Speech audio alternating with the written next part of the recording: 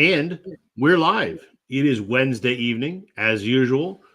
I am joined by my partners in crime, Daryl, the legend, the Northern Vinyl guy, and Joe from On a Vinyl or Racer Records, whatever you prefer. How you doing, guys? Good, good.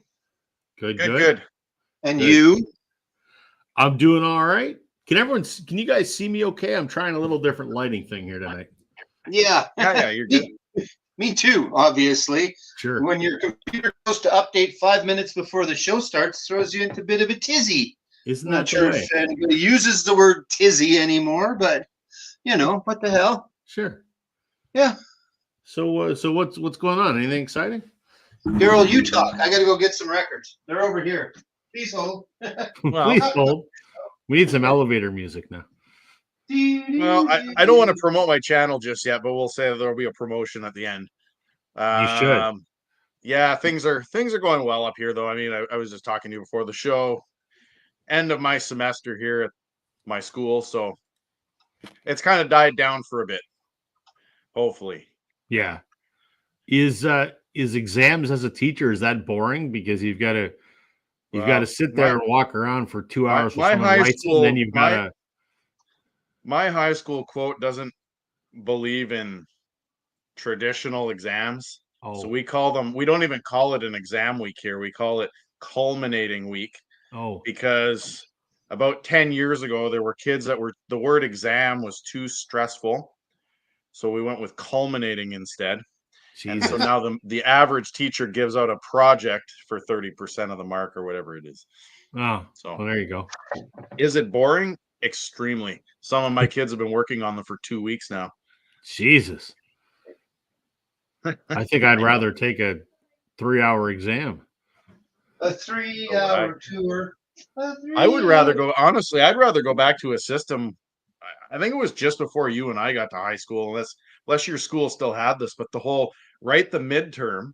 And if you went into the final, my parents talked about this. If you went into a final with 80% or above, you were exempt. You could choose to exempt yourself and keep the mark you had going in. If you had anything less than 80, you still had to write the exam. So it was an incentive. Oh, man, I wish that existed because I never would have written an exam in my life.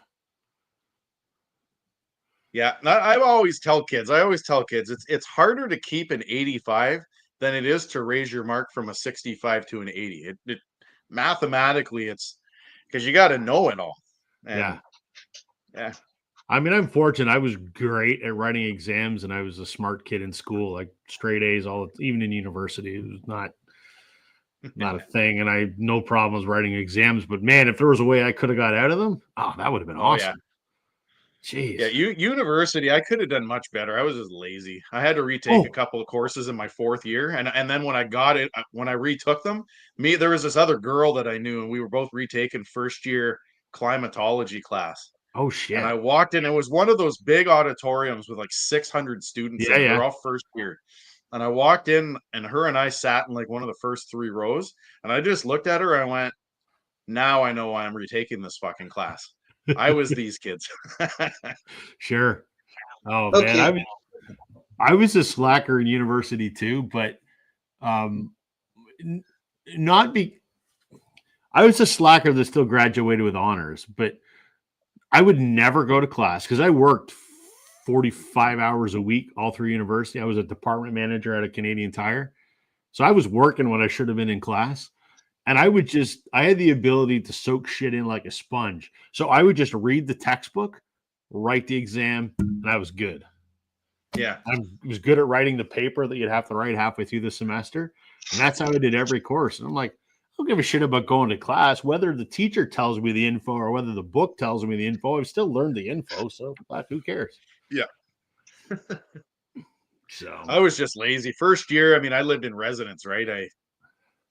Sunday was one of those days of rest, as I used to call it. You partied a bit, did you? I was partying way too much in my first year. I lived at home, so couldn't really do that so much, but yeah. I had actually calculated the distance from my hometown to the furthest university away from my parents. And that's where I went. Really? Oh man. I see the But benefits then of that. I mean, I lived at home, and my dad and I were like this because my dad would give me shit for being up at 1 o'clock in the morning on the computer. And I go, Dad, I work 40 hours a week or more. Then I had to go to the library to do some research. Now I'm writing the paper because I worked all day because you can't afford to help me for school. And I'm not angry about that. It is what it is, but I got to pay for it, which means I got to work, which means I got to be up till 1 o'clock in the morning. Well, you need to get to bed. It was just a battle. And I'm like, Dad, I'm not out partying, man. I'm working. And now I'm working late because I was working during the day. What the hell do you want me to do? It is what it is. It is what it is. I miss it. I kind of regretted going that far. Like I liked Windsor. I liked going to school there. I had lots of fun there, but sure, I regretted going there because I mean I lived in the north my whole life, right? So the thing is for me, I had to fly home every Christmas or whatever, and I had to fly to Winnipeg because it was closer to drive from Winnipeg back into Ontario to get to my hometown. Right. Sure. Than it was to fly to Thunder Bay and go to my hometown. Right. Yeah. Jeez. And so, you know, the flights add up and all that kind of stuff. Yeah. I took a Greyhound bus home the first year, 27 hours on a Greyhound bus. On a Greyhound bus. That sounds like torture. Yeah, exactly. That doesn't sound like something that appeals to. I don't think that would appeal to anybody, even especially the driver. Right? I don't even like a 5-hour airplane flight. Can you imagine 27 hours on a bus? God damn. Well, there's a couple of buses. I could be on Willie Nelson's bus maybe for 27 hours, but yeah. There you go. Sure. But not a Greyhound. Sure. That's not true. As I've said before, it's not that I've never smoked weed. I just currently don't. So, there you go. Yeah. There you go. So what's new with you, Joe? How's the store doing? The store is doing really well. But I will share with the world a little bit. I'm kind of saving it. I've been kind of teasing it as the week has gone along. I'm going to, I think, officially announce it tomorrow. We bought a big collection. Everybody knows that because I've showed the boxes and things like that. And I did a couple little teaser videos and things. But, we bought like just under 3,000 records from someone. Woo! Yeah. And probably, I'm going to say almost all of them. There are some classical in there. And when I boxed them up, I went over. So yesterday I actually someone helped me. So I'm going to say I did about 2,000 albums into boxes yesterday. So, wow. But it was fun. I enjoy that. Where the hell was I going with it? Oh, I was going to say there's a little bit of classical. But for the most part, it's jazz, it's classic rock, it's more modern rock. It's going to be a very nice collection. And I really didn't look through it. I know who we're buying it from, so I have a pretty good idea of what it is. But as I was boxing them up, it would have just taken me forever if I would have looked through them. And we were buying them all. So I just kept filling boxes. So even most of it's still a surprise to me. There's a few in there that I know, and there was a couple of box sets that were separate, so I know what they are, obviously. But so process that in the next while, and I don't know how much I'm going to have to clean it, which is kind of nice because I've had to clean everything else. But this was cleaned recently, I think, or semi-recently. I mean, I'm still going to go through them and look and make sure they've got nice inners and they're going to have outers and things like that. But it's pretty cool. So that's what's been going on in the store the last couple of days, and that's what's going to be going on in the store for the next little while as well. So that's cool. Yeah, it's good. It's good. I showed you the one, and then the other one that I saw for in person one time, and I've actually seen. So I showed Rob. We text back and forth a little bit on any given day. I showed him, hey, I've seen one of these box sets live, and it happened to be the Beatles Mo-Fi box set. I don't know the number on it. I was going to look, but the person that we bought it from, they kept X amount away for their granddaughter that she gets, and it was in there. So I kind of left those alone. I didn't want to mess with them. I didn't even look through what had been pulled and set aside for her. So, but anyway, I don't know the number of that set because it was a limited edition. I do know, however, that it has never been played. So it is a Virgin MoFi Beatles box set, which there's probably not a whole hell of a lot of those out there. I don't imagine. We didn't get that one. We didn't get that. The granddaughter got that, and that's great because I'm glad that she got some things passed along to her. We did get Beatles in Mono from 2014. Again, I don't think it's been listened to. Like, the book is still in the cellophane for sure. And some of the, and I didn't, again, I was too excited. And if I started to look through, because I got back to the shop about 5 with the collection, I would have been there till today still.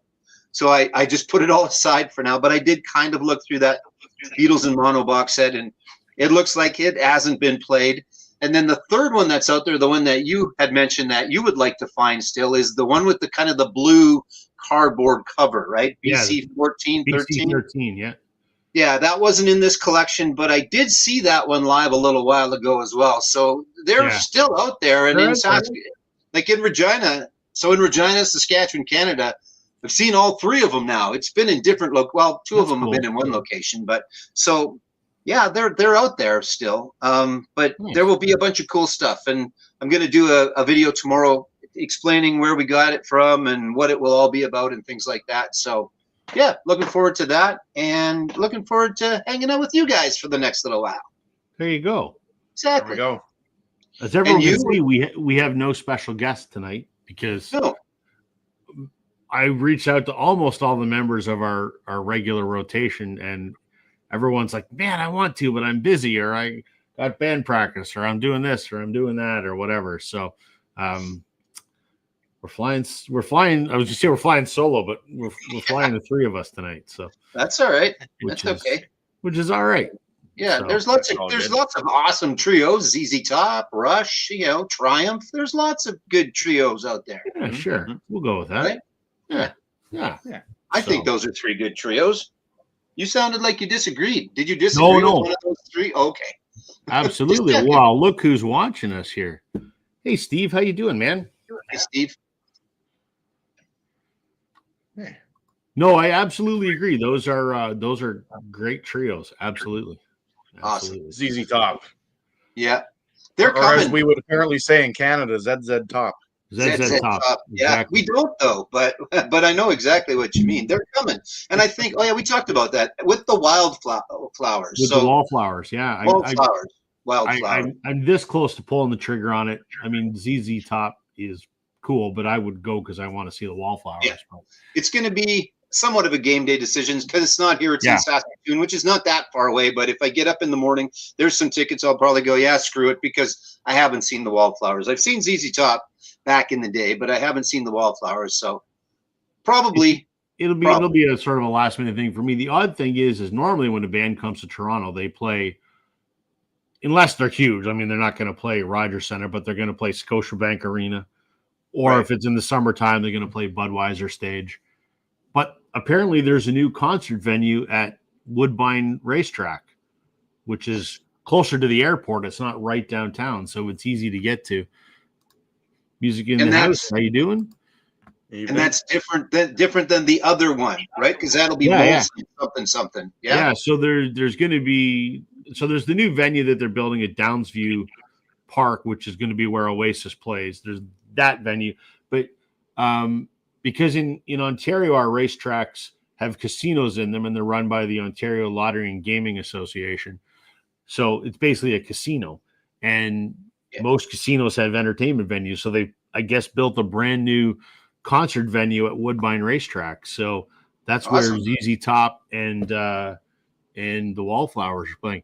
Yeah, Rogers Stadium is the new one that the purpose-built 5-year temporary venue that Oasis is going to play. But this is a new concert venue at Woodbine. So awesome. Interesting. And that'll be easy for me to get to. Like, that's 45 minutes. So thinking about it. Good. Yeah. Good. More venues for people to only go to Toronto. Good. That's what the rest of us need. Well, yeah. I mean, it's true. It is what it is. It's a little easier than for me to go to Saskatoon. So it is. But I like Vaginal's point here. We need another venue named after Rogers. Yeah. Don't get me started on Rogers because I have nothing good to say. not because they're a shitty internet provider, but because they're running this beloved baseball team into the ground and we're the laughing stock of Major League Baseball. So Speaking of, oh boy, did I see rumor BS today about Stroman, or is that actually a thing? It's all rumors. It's all, Yeah. The rumor is that the Jays are going to trade Davis Schneider to the Yankees in return for Marcus Stroman. Yeah. So, which would be good. Yeah. No. I mean, different. I mean, I liked Stroman when he pitched for us years ago. Is he as good as he was then? I don't know. I don't follow the Yankees enough, so I don't know. Sure. I would hate to give up Davis Schneider because I love Davis Schneider, but we have a few too many infielders, but he can also play left field and right field. So I don't know. I don't think I'd give up Davis Schneider, but the Jays are just a goddamn joke. So the bigger question is, has Stroman's ego gone down the tube yet? Well, that's the thing. He had his ego was terrible. Yeah, you know what? This is exactly where I'm at. I'm not even excited for baseball. I love baseball. It is my favorite sport. I love this team. But man, this is the first year I went, do I really care? Because last off season they did absolutely nothing. Oh, we're gonna land Ohtani, which was never gonna happen.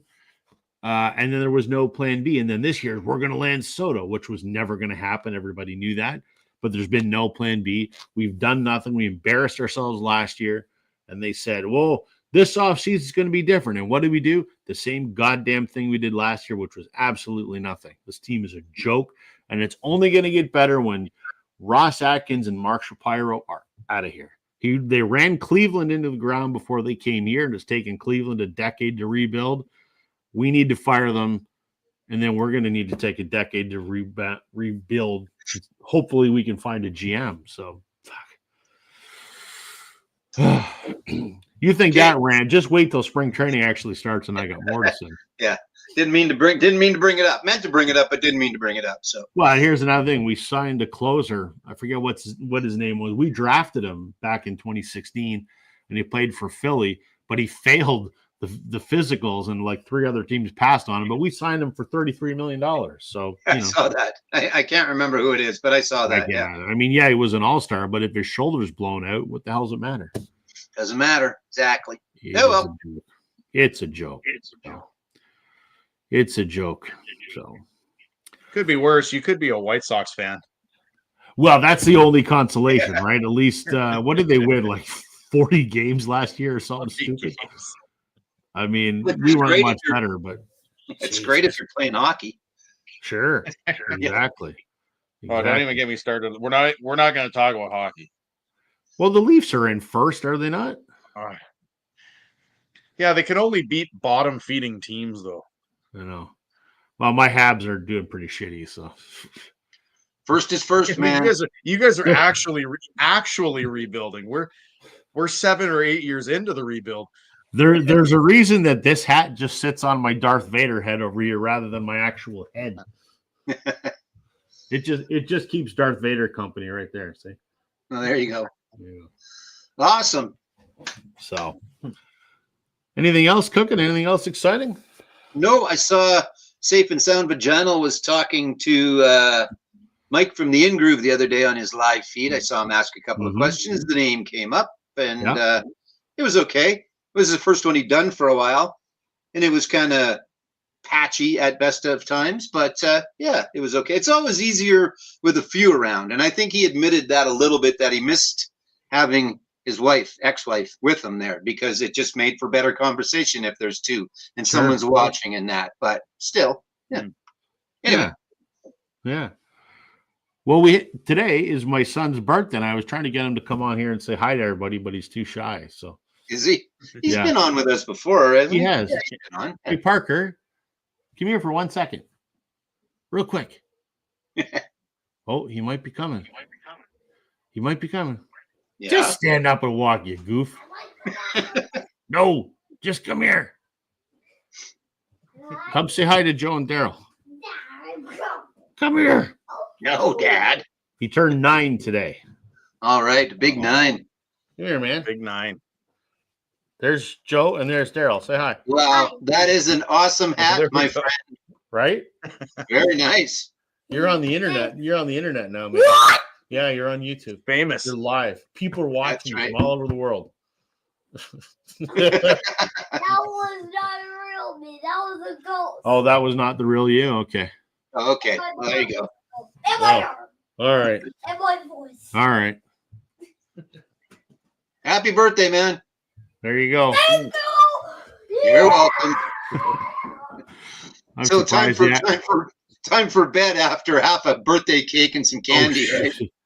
I said I'm going downstairs for YouTube, and the wife's like, "Thanks." Now I Yeah. have to get in bed. Like, what? Yeah, It's Wednesday. What do you want me to do? exactly. do? It wasn't planned. And then All she right. gave me the "I'm not amused" look. So Yeah. I got one of those yesterday. So I work for an Italian company, right? And I'm the sales manager here. And my boss is based in the States. And he calls me up yesterday and he goes, "You want to go to Italy?" And I go, "Nope." He goes, "Come on, you got to go." I go, "I don't want to." He goes, "Why don't you want to go?" Because he's always trying to get me to go to Italy because we have 3 factories over there. And I go, "It's not that I don't want to go to Italy." I said, "If I want to go to Italy, I'm going to take my family and we're going to actually go to Italy. But if I go with you, I got to work the whole time and, I'm not going to get to see anything." And he's like, "All right." So I'm sending one of the guys that work for me, which is fine. I get off the phone and my wife's just glaring at me. I'm like, "What?" She goes, "You just said no to a free trip to Italy." I go, "Well, how pissed would you be if I just went and you stayed here?" She goes, "Well, that's a good point. I'd probably be a little angrier." Yeah. Hold on. Yeah. So my one guy that's going instead, he called me at the end of the day and I go, "Everything good? You good to go?" He goes, "Well, yeah, I'm going, but," I go, "What's that?" He goes, "Well, my wife's pissed." Yeah. I go, "Why is that?" He goes, "Because I'm getting a free trip to Italy and she has to stay home." I'm like, "Sorry, man. I dodged Hey. that bullet." So Yeah. Cool. My wife is in the same boat. She's always she overheard you guys. I'm going on a trip to Spain with students. Same idea. right. I would love to go, but I don't want to go for work because if I go for work, it's either a trade show or we're doing something at the factory, and then you have to take customers out for dinner, and dinner's like 6 hours, and that's not my thing. If I'm going to go, I want to go sightseeing and do all that kind of stuff, which doesn't happen when you're there for work. So, True. it is what it is. Thank you, Douglas. I'll tell my son happy birthday. Appreciate that. So, our topic tonight, gentlemen, Yeah. is just kind of nothing deep or philosophical, but records we've not shown before. Because I was looking at some records the other day when I was doing something, and I went, I've never shown that on my channel before. And then I got thinking that there's a whole lot of records I've never shown before, just because maybe they don't fit into, a topic that I've done or whatever. And there's a whole bunch of shrapnel, if you want to call it that just I love this record. I listen to this record, but I've never showed it on the channel. So I thought, let's just show some random stuff tonight that we've not had the opportunity to do. So I pulled a bunch, and that's it. Nothing deep or meaningful about it. So Exactly. yeah. So I don't know. Do we ever have anything deep and meaningful anyway? absolutely, the amount Okay, of research and planning and thought that we put into these. Yeah. Well, I think Daryl looked something up on Wikipedia once, at least. Right. Exactly. Yeah. That's, I think. that's it. There's a whole bunch of planning that goes into this live stream Okay. every week. So Sorry, I was pulling back the curtain a little bit there. I know My we bad. don't want people to know that this is the amateur operation that it is. Yeah. So Oh well. today, which one of you guys wants to go first? Daryl is the legend, so Daryl can go first. Let's do it. I still have no idea why that student refers to me as a legend. I got no clue. I don't know, but I think that's great. Just run with it, man. Exactly. Because there's probably a bunch of other ones that call you shithead. So just go with the one that calls you the legend, right? She probably called Well, you the legend, and it's probably derogatory, and you just don't know. Possibly. I am going to show the shirt though. I haven't shown my Jimi Hendrix Are You Experienced shirt yet. There you go. I don't have Awesome. too many music shirts, so I found this at Giant Tiger. Very Hey, nice. for $10 or whatever it was. So, all right, so we're gonna go back to 1964. I don't show I mean, I think on your show is the only show I've ever shown a Beatles album, or anything British Invasion related. And the one, I don't know what it is, the one British Invasion band or duo or whatever you want to call it. I mean, there was what, at least 2 or 3 dozen British Invasion bands that, I mean, if you want to look at it this way, I mean, there was the Beatles and then there's everybody else that's kind of overshadowed, except for maybe the Rolling Stones. But my dad had this, there was some British Invasion CD my dad had, and it had like the whole British flag on it and all this kind of stuff. And there must have been like 20 songs on it or whatever. And the one song that I remember distinctly from the album is Peter and Gordon's World Without Love. Yeah. I've never shown this. I can't even unless I was to do like British Invasion bands or something. I just can't even think of a situation where I would really show this album. But it's a great album. I mean, it's just they're one of those unusual duos that you don't see often in the VC at all. And I don't know, I just really like that song. It's pretty chill stuff. And I think that these guys were completely overshadowed, not just by the Beatles, but I mean, you look at it, the Animals, DC5, trying to think of some other ones, Rolling Stones, right? I mentioned the Animals, but they kind of go under the radar, these guys, Peter and Gordon. So I think it kind of goes, this will be my take on the British Invasion. I would say it's the Beatles, then it's the Stones, then it's the Who, then my interpretation is then it's the Kinks, I think, but the Kinks move around a little bit, and then everybody else, I think, a little bit. Not necessarily, right? But because I'm somewhat familiar, but not crazy familiar with Peter and Gordon. And you might not have, I don't even know if I would have known that they were British if you wouldn't have told me. And I've got a couple of their albums. It's just one of those things that there are so many that fall into that category of, well, there's those 4 and then there's everybody else. So Dave Clark 5, Zombies, right? A little bit as well, which maybe Zombies, a little later, but still, yeah. I think, and the Animals, I think, fit in there somewhere too. Yeah, that's true. That's true. You know the connection between the Beatles and Peter and Gordon, right? Did you know there was one? On top of my head, no. So Peter his name is Peter Asher. He had a sister named Jane Asher, who was Paul McCartney's girlfriend during the height of Beatlemania. And then Paul wrote 3 or 4 songs, I think, for Peter and Gordon. I don't know if he wrote World Without Love, but he wrote 3 or 4 songs for them anyway. So yeah, there you go. And I do have another Peter and Gordon album in my collection. It's just, this is the one that's most, that particular song brings back lots of memories for me. Just, my dad used to watch this thing on VH1, and Peter Noon of Herman's Hermits, he had a series on there called My Generation. I don't know if you remember it on VH1. Yeah. And Peter and Gordon were featured on there one time. So sure. Hey. Nice. Excuse me. Brian, how you doing, man? Brian says, Daryl, you'll be a legend after your dive into a snowbank. I'm pretty sure that there's not too many that are going with the Daryl's going to send them some CDs. They want to see me jump into a snowbank.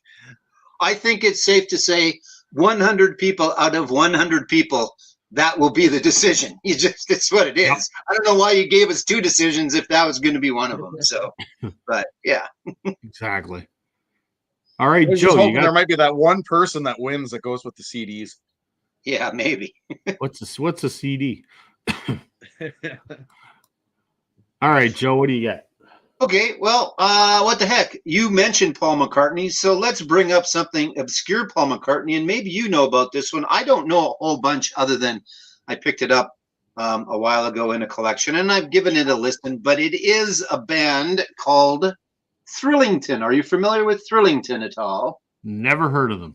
Never heard so of them. What it is... Educate me, Joe.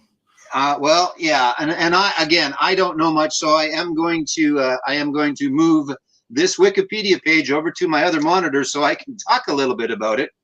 What it is, there's the front, so you can see it's got a ram, and then on the back you can see it kind of looks like maybe something Paul McCartney might wear with a ram's head on it. So what it is it is orchestral version of the album Ram, and it is Paul McCartney produced, along with rumored to have performed a bunch of the orchestration as well. So something to go and look up. And again, I'm not doing it justice, but Thrillington is an album produced, and I'm reading this verbatim, by an English musician by the name of Paul McCartney. Like they had to put in by an English musician by the name of Paul McCartney. I was watching this documentary once, and they actually put his name under his picture, and it's like, okay, if you're watching a rock documentary and you don't know who Paul McCartney is, anyway, under the pseudonym Percy Thrills Thrillington.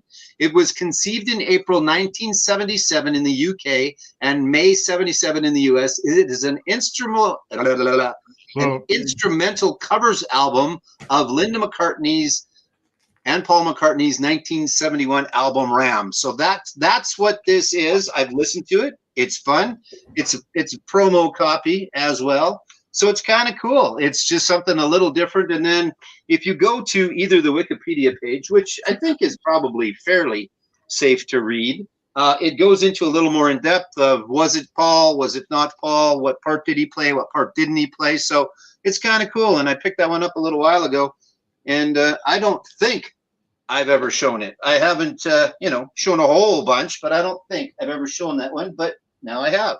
What'd you go get? I just went and turned on the light. Oh, okay. Okay. I'm a little brighter now. See? Yeah, well, there you go. So there's something to look up and explore a little bit. Thrillington, an orchestral version of Ram by the McCartneys. There you go. Yeah. Well, I'm going to show cool. McCartney because I did pull a McCartney. And let me get myself on here. This is not obscure, and none of these really are. They're just stuff I've never shown. Simple as that. I've had no reason to show these. I am not a big fan of solo Beatles stuff. I love John's stuff. I got a bunch of it. Not all of it. Some of it's not great, but I love a lot of it.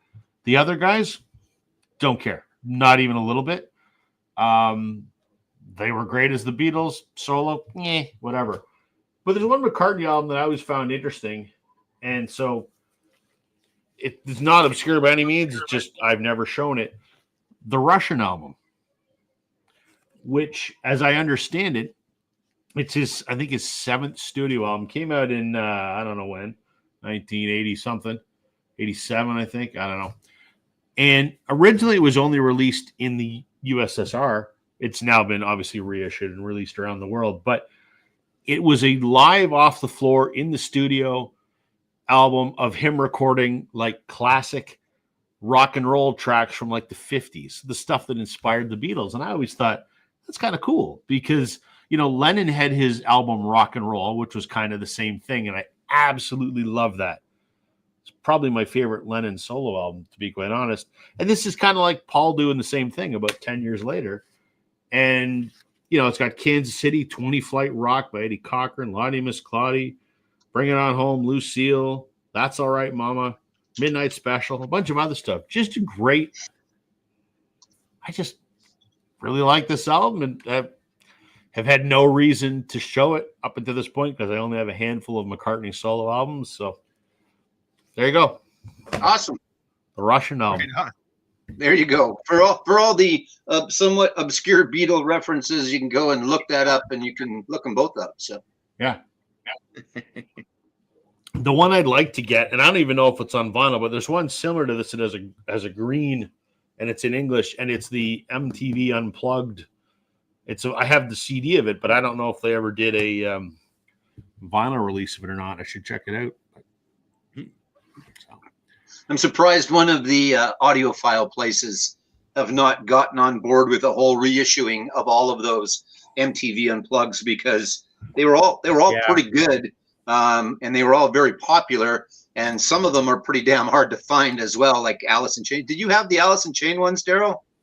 No, I don't. I actually don't have any Alice in Chains on vinyl. I want to get some though. I would love to get that Unplugged for sure, and I definitely want to get the Nirvana Unplugged. That's a classic. Yeah, and I want to get with Alice in Chains. I want to get the Jar of Flies EP because that's one of my favorite albums. Well, EPs of all time. It's probably my number one EP of all time. But no, I wish I had that Alice in Chains one. I mean, it's actually, you know, when you watch the music videos from that, it's really sad. Like you can tell where Alice in Chains were at that point in their lives. And it's one of the most fantastic performances, but you knew exactly what was going to happen going forward after that. Like you could just see it. But it's a phenomenal album. Yeah.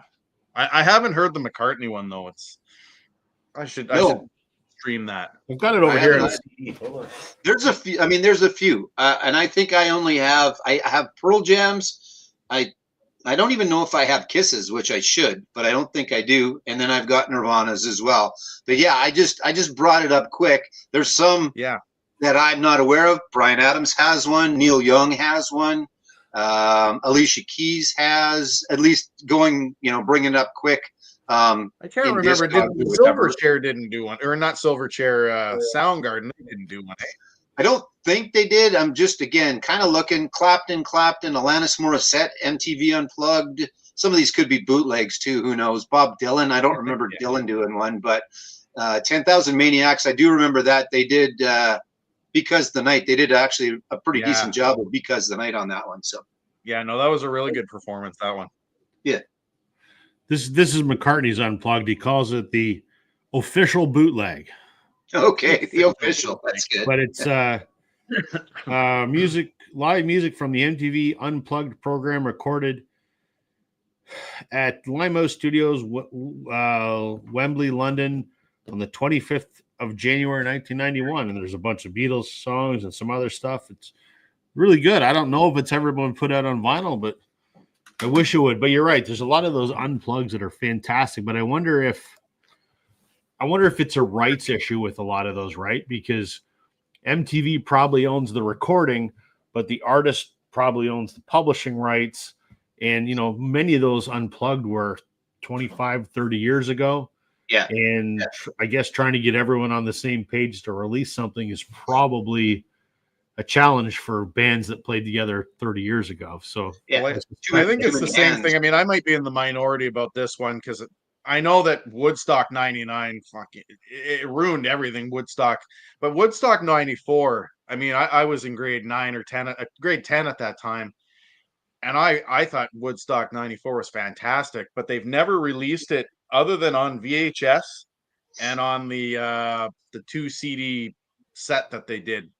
And I would love to see that on vinyl, but I mean, they'd have to put that on a 4-disc set.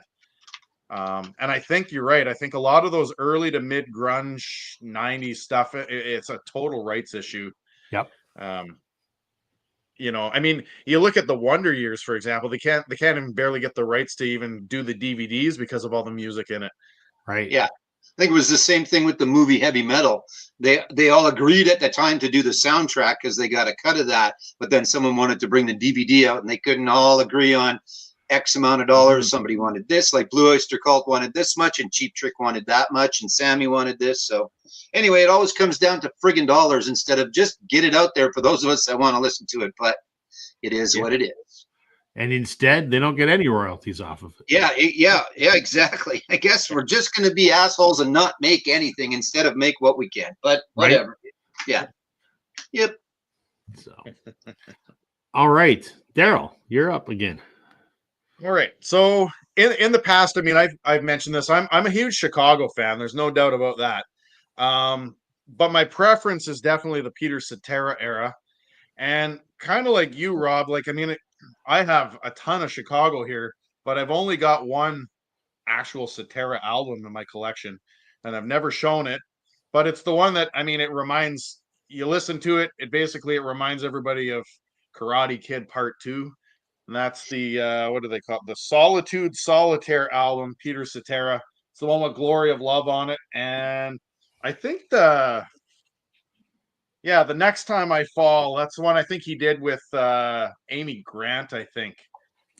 He did with her on it. I know I've got the 7-inch of that, but I'm a huge Peter Cetera fan. I don't know why. I know there's a lot of people that don't like his voice and stuff like that, but I think it's just because being a kid in the 80s and the early 90s, I mean, that's pop Chicago, soft rock Chicago was everywhere. True. And It was, yep. I'm not ashamed to say that I like Peter Cetera. I know that it's a faux pas in some parts, but I think he's great. And I'm not dissing early Chicago, like the big bandish, or not big band, but the jazzy Chicago, Chicago Transit Authority, all that kind of stuff. I respect it. I have it there. I'll listen to it. Saturday in the Park, all that kind of stuff. Great stuff. But I guess I'm just part of that second phase of Chicago.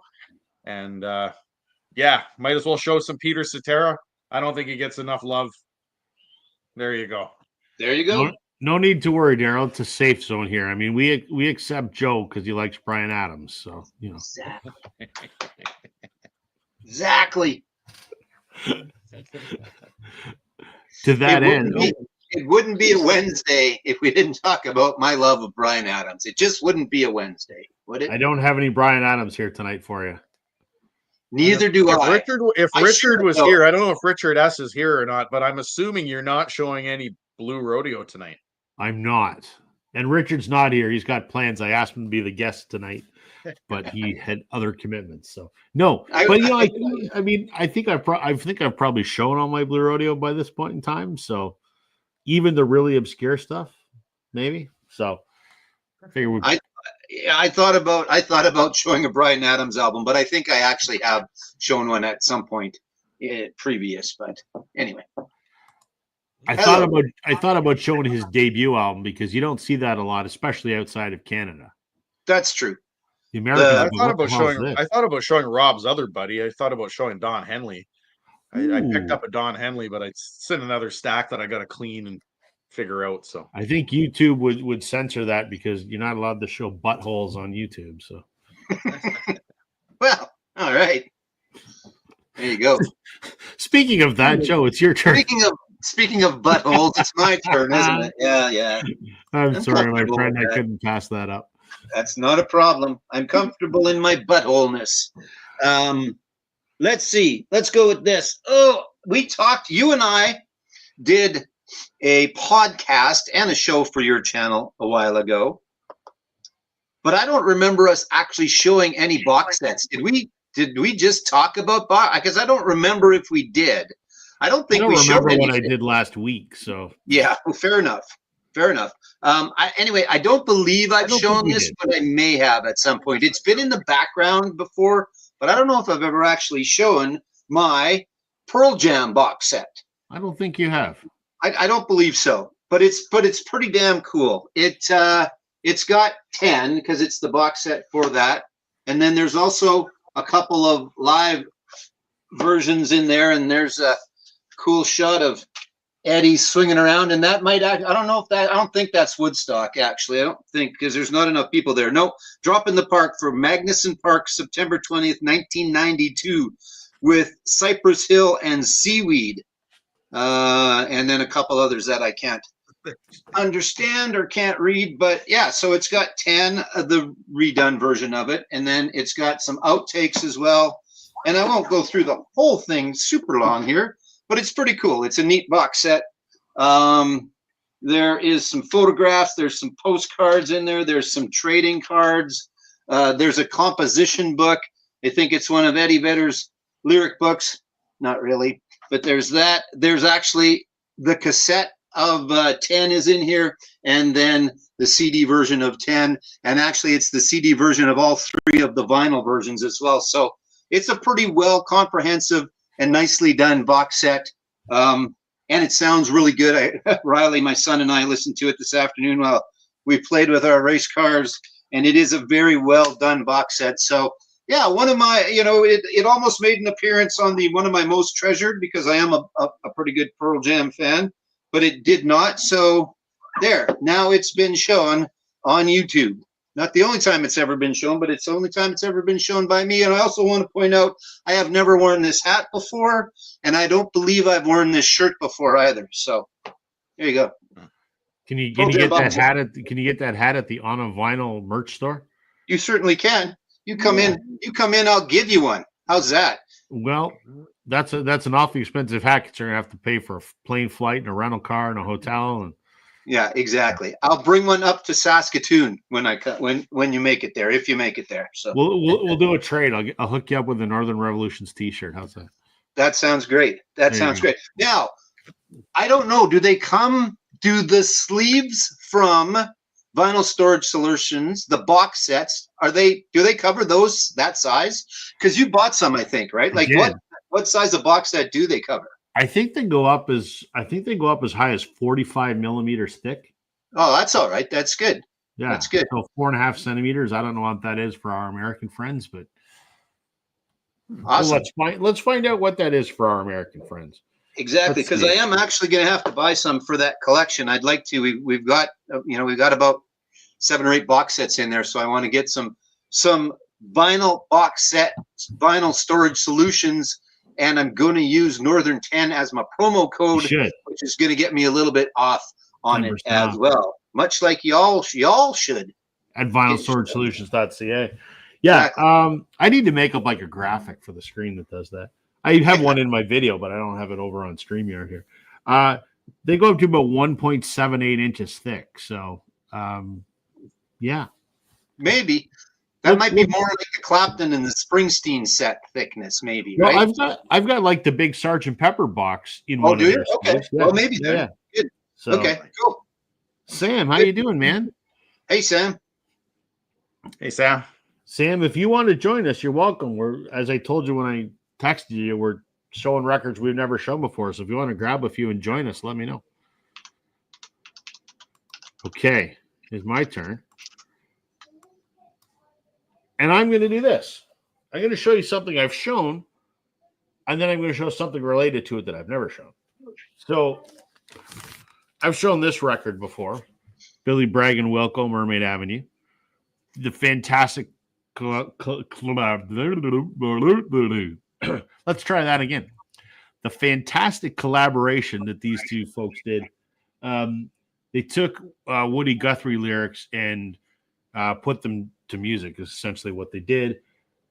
Fantastic album, came out in 1990. I don't know, something. I don't know when. Really, really hard to find on vinyl, but they did a great job on these nice, real heavy sleeves, gatefold. They sound fantastic. So this was the first one. And it's the one that everyone generally talks about. It sort of had the one sort of big hit off of here, which was California Stars. But they did 2 more of them. And as hard as that one is to find on vinyl, the other 2 are next to impossible. And in fact, I've only ever seen them in the wild one time, and they ended up coming home with me. So here's Mermaid Avenue Volume 2. And here is Mermaid Avenue Volume 3. They're all really good. They all sound, I don't want to say they sound the same, but it's Billy Bragg and Wilco doing justice to unused Woody Guthrie lyrics, and they're great. Really enjoy them. Very expensive to try and find on vinyl these days, so I'm glad I picked them up 15 years ago or 10 years ago, whenever they first came out on vinyl. So there you go. I've shown the first one. I've never shown the other 2 because I've never really had any reason to. So Cool. there you go. Oh, That's cool. awesome. There you go. I keep hitting the wrong stupid button. There we go. Brian says they're brilliant. Yeah, I really enjoy them quite a bit, actually. So I have a lot of stories about these that I'm not allowed to share because my good buddy Bob played on all 3 of these albums. But yeah. Because they are indecent stories, or it will get him in trouble stories, or all of the above. Yeah. Okay. Yeah, all of the above. Yeah, all of the That's above. good. That's He enough. played with Wilco, and then when he left Wilco, he joined Billy Bragg's band and played with him for a year before he moved up to Canada. So Cool. he's got some stories. Awesome. I tried to get him to sit down and do a video with me about, albums that he played on, and he was kind of reluctant to do that because he's like, they're not my albums, so they're not my stories. Even the ones that are safe for public consumption, Yeah, yeah. He's Yeah, like, that's I feel weird telling a story about someone else's record. I'm like, that's fair. So, anywho, Mermaid Avenue. If you ever find them anywhere, pick them up. They're very, very good. If you like early Wilco, or you like sort of Uncle Tupelo, or you like Billy Bragg, that's the way to go. It's not like the later Wilco stuff that gets a little more sonically experimental. It's the sort of early alt country Wilco. So they're really, really good. cool. There we go. Daryl, round 3. Round 3. All right. My next 2 rounds, rounds 3 and 4, are going to be twofers. Give her. So this first twofer, couple of 80s rock bands that for whatever reason, I mean, they're not the same. They're not the same band, obviously, whatever, but for whatever reason, every time I hear these two, I've never shown them on my channel, but they just have a similar vibe to them. And so I'm going to show Rock and Roll Strategy 38 Special.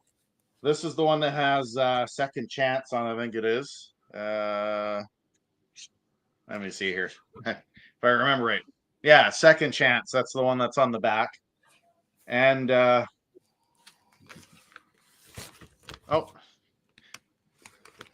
your camera disappeared, Daryl. Come back. yeah, there we go. There you are. I accidentally hit the button on my screen there. So yeah, no, I'm just showing the 38 Special Second Chance. For whatever reason, though, I feel like 38 Special has a similar vibe and a similar feel to Foreigner. And I've never shown either one of these. So this is the Head Games. This is the one that has Dirty White Boy on it. I actually don't, for whatever reason, I don't have any other Foreigner in my my record set here. I love Foreigner. Lou Graham, amazing. You know, I mean, you gotta love the look of the band there. The Dirty White Boys days. But Yeah. I don't know what it is. Yeah, I know what it is. What was it? I think it was on 33 RPM. He showed controversial covers. Yes. And this is one of those controversial covers. I mean, I kind of get it. Excuse me. But at the same time, in 2025, it's almost absurd to think that is a controversial cover. But my thought, for some reason, I don't know what's that? My thought is not that it's controversial, but I'm like, if anyone's ever been in a men's washroom, the front end of a urinal is not something you want to sit on. I'm pretty sure. I thought I showed that one on our odd covers maybe, because it was. And then we discussed. And then we discussed, where was that ever a conversation? Okay, let's get a girl and let's have her try and pee in a men's urinal. Like, what kind of fever dream idiocy is that? But whatever, you know, it's a great album. I guess 38 Special drew the line at walking on the snow. I guess they drew the line there. These guys Foreigner drew the line at men's urinals. You know what they did is they pissed the line in the snow, and then the other band crossed that line. That's right. There's a common theme there. Yeah, I don't know. Do you guys get the same vibe? Like Foreigner and 38 Special kind of have a similar vibe to me. I don't know. I think so. Sure. Yeah. Absolutely. 38 Special, very good, obviously, with being, you know, related to the Skinner Boys a little bit. But yeah, it's always good stuff. They took the southern part a little out of the southern rock, kind of. Yes. Not completely by any means, but they took a little bit and put a little bit more power poppy stuff in there. But yeah, always good stuff. Always good stuff. Jason, holy, it's alumni evening this evening. Look at that. It is. Before we get there, though, Brian from Tokyo Record Style, thanks for joining us, man. One of these days, we got to see if we can work it so you can be a guest. But I know it's Thursday morning for you in Japan, but we got to work it out one of these days. If you ever want to be a guest, let's find a way to make that happen. And yes, look at this. Wednesday night alumnus, Jason Arsenault. Jason, you want to join us, man, or are you at work? If you want to join us, I'll send you the link. Exactly. So that means it's Joe's turn again. It is. Excuse me. All right, let's go with. I will just go with next in order. And I'm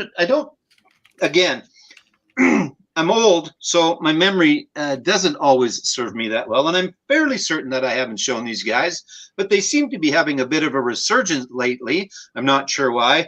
or maybe I watched one of their videos and then the algorithm decided to send me a whole bunch more stuff.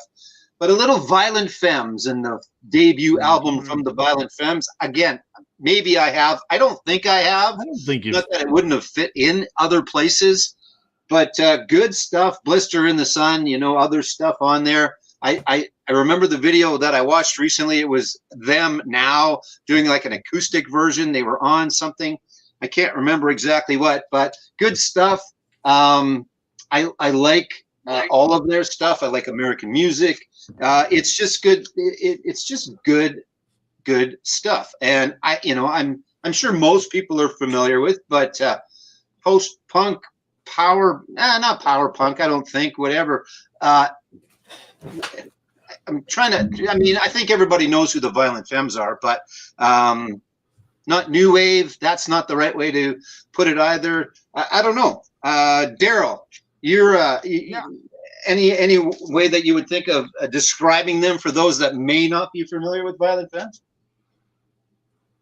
I don't know, man. They're kind of a unique style of their own. I was actually going to ask you, does that album there that you just showed, does that have American Music on that, or is that a different album? No, that's a different album, and I don't think I don't think I have. Sun, eh? I don't think it's Blister on the Sun in this one. You guys discuss amongst yourself because I see it sticking out and it's not that far away. I think I only also have what the hell, another one I haven't ever shown, which is this. And I don't think American Music's on this one either. I should know that, but Breaking Hearts. No, so we're gonna have to find and figure out which one American Music is. I don't know what they classify Violent Femmes as. I'll take a look and see what Discog. Oh, I'll just see what Wiki says. Alternative, I guess. I would say you're right. I think it's like a post-punk, because they're not punk, but I think you're right. I think it's more of a post-punk. Wikipedia calls them American folk punk. Okay, sure. We can go with, sure. I'm good with that. Yeah. And that makes sense if you listen to American Music and you listen to Blister in the Sun, those, the kind of the hits as they're called. But yeah. Anyway, I don't think I've shown that one. I for sure haven't shown the other one. So if I showed the debut, I hadn't shown the other one. So there you go. That is a great pick. I like Violent Femmes, and I haven't listened to them in a long time, actually. Okay, I'm going to go somewhere completely different than that, and I'm going to show a record I have shown, but then I'm going to show something I haven't. I'm going country on this one. Excellent. I don't have much. I don't have a very, very little country, but I picked up this record, and I've shown this one before. The Highwomen. And the reason I picked this up is I had no idea who they were. I knew who Brandi Carlile was. Didn't know, but I knew who she was. The other three, no idea who the hell they were. But I saw them on Stern, and they were doing a cover of Fleetwood Mac's The Chain, which they did for a movie. I don't remember what the hell movie it was. And I was blown away by their cover. I thought it was fantastic. So I'm like, well, they got some great harmonies, hard on the eyes. I'll pick up their album. And I actually really, really enjoyed the album. And essentially, they're a female super group, I guess you could say. It's a pun on the Highwaymen, which, Johnny Cash, Chris Christopherson, Waylon Jennings, and who am I missing? Johnny, Waylon, Willie. Willie. I was missing Willie. There you go. So it's a play on that. And in fact, the Highwaymen had a song called The Highwayman. Well, the guy that wrote that song rewrote it for them. And so they have a song called The Highwomen, which is the same song, just rewritten. Anyway, long way of saying I bought this and it was interesting. And I kind of liked it, even though I'm not a big country fan. But what that led me to pick up on a whim, one of the Highwomen is Natalie Hemby, and this is her solo record called Pins and Needles.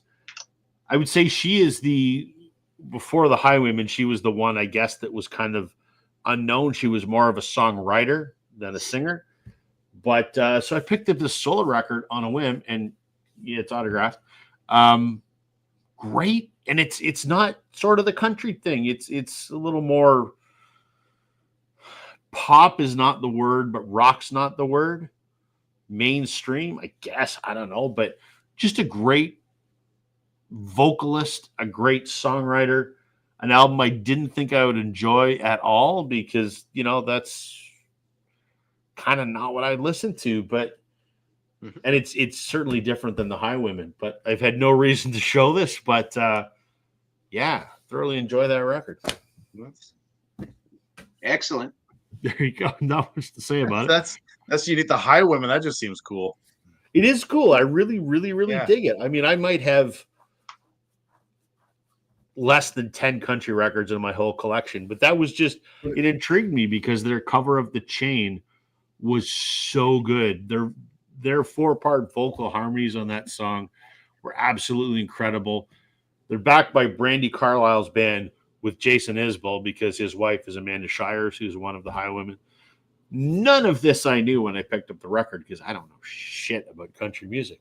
But I really enjoy that Highwaymen record. It's great. And no, it's straight up it's straight up country though. It's not like veering towards the beaches or anything like that. No, it's straight up. It's, you know, it's typical sort of top 40 country today. I mean, they had I guess the hit off there was a song called Redesigning Women, where they're all dressed up like fire women, which I gotta admit, that's a good video to watch, let me tell you.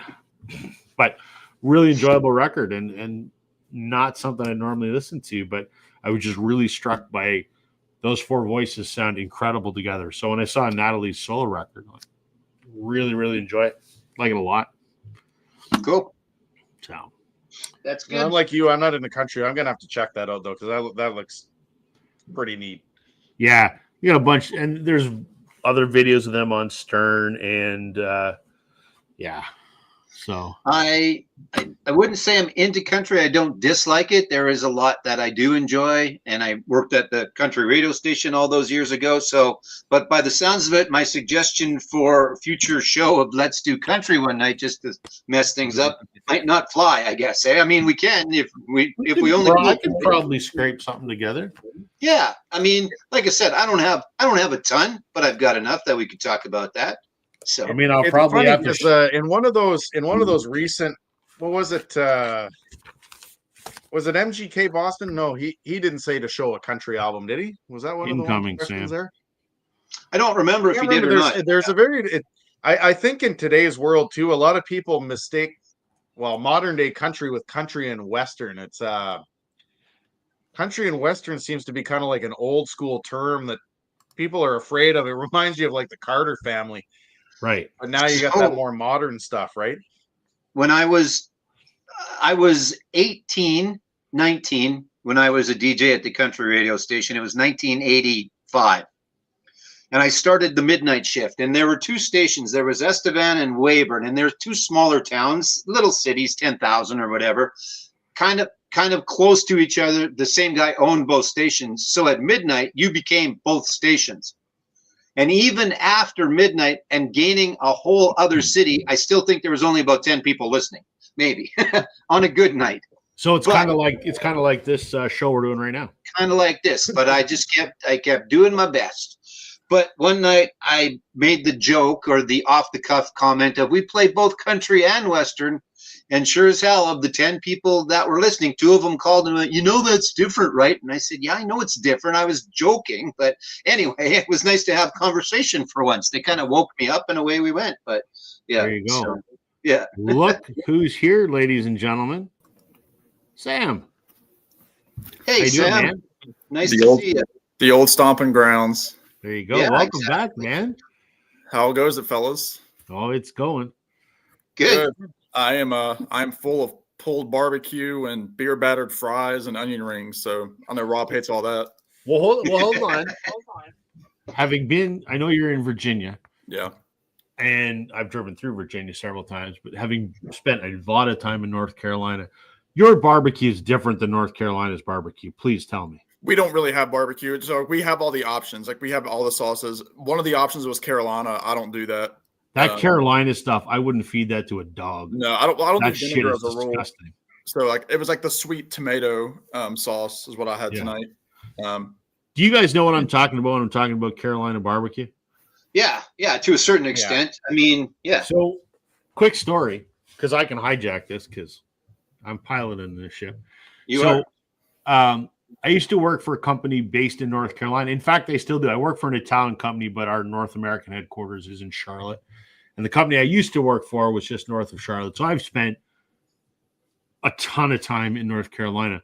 But the first time I ever went down there was at the beginning of my career. I was maybe 23, 4, something like that. Had never been on a business trip in my life. And I'm green as green can be. I don't know what the hell I'm doing. So I go down to North Carolina, and I knew a few people because I worked out of the Canadian office. So I knew a few people down there. One of my buddies worked in the lab. We had an R&D lab. And he's one of the Canadian rookies coming down. Let's take him out for lunch. So I happened to go over to the lab before lunch. He's like, we're going out for lunch. I'm like, great. So we head out of the office, and about 20 of the lab guys come with us. They're a bunch of like North Carolina good old boys, right? And they're like, do you like barbecue? And being the stupid, naive Canadian, I'm like, of course I do, because to us, barbecue is when you take meat and you put it on some fire. No. That's not what barbecue is in North Carolina. And they knew that I didn't have a freaking clue.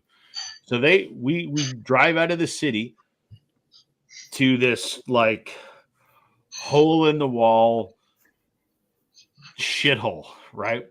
We come in and the 20 of us sit down at this table, and this lady in a muumuu that must weigh 400 pounds, she waddles out and, throws sweet tea on the table. And I'm like, I don't know what the hell sweet tea is, because we don't have such a thing as sweet tea up here.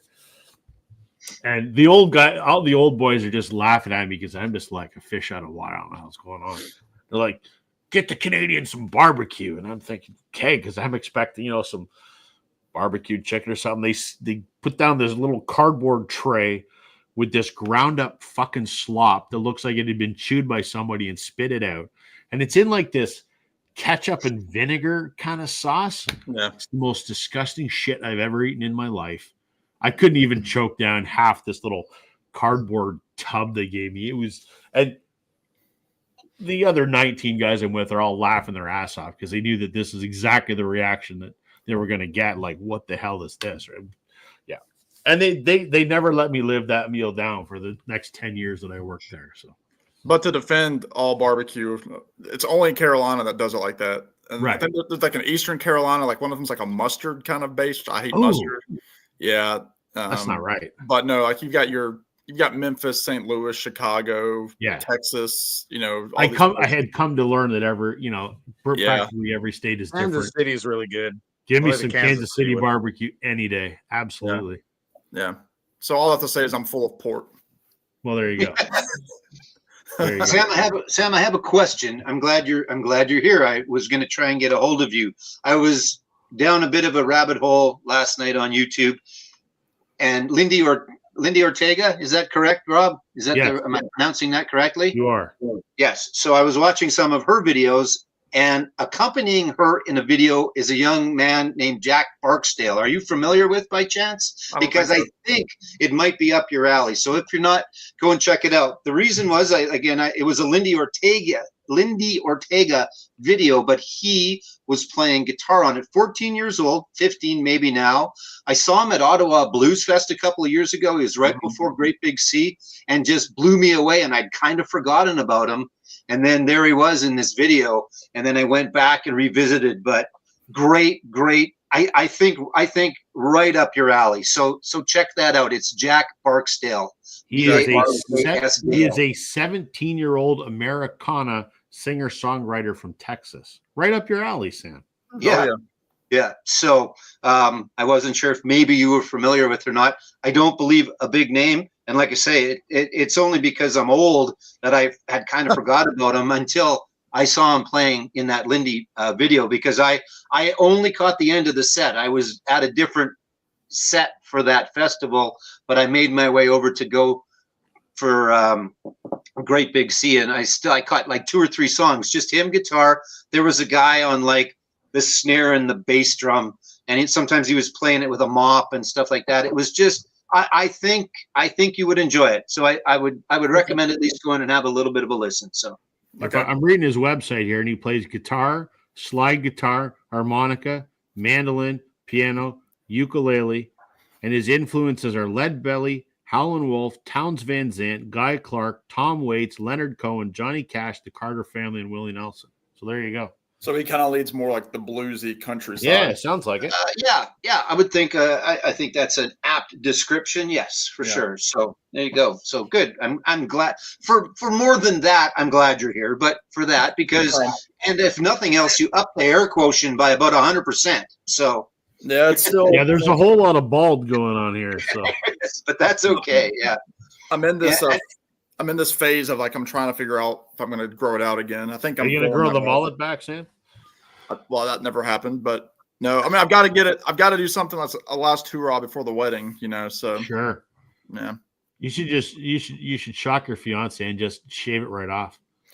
I could, but then everybody would really see how big my head really is. So fair enough. Yeah, I was on this Wednesday night YouTube live show, and they made me shave my head so I'd fit in with the rest of them. See how that flies. A bunch of Canadians told me to do this, so I said, of course I'll do it. Right. Yeah. That's a good excuse. Yeah. You know, Canadians are known for peer pressure and being, you know, aggressive and bullying. Well, that's why Neil Young created grunge. Exactly. Yeah. Tim was pointing out that Brazilian barbecue is amazing. I agree with you. Brazilian barbecue is fantastic. Yeah, I've had that once. And Tim wants to know, Joe, how often are you in Ottawa? Not often enough. I know I talk about it a lot because I really, really enjoyed it. I thought it was a fantastic festival, and I'm waiting for the announcement to see who's going to be there this year, Tim.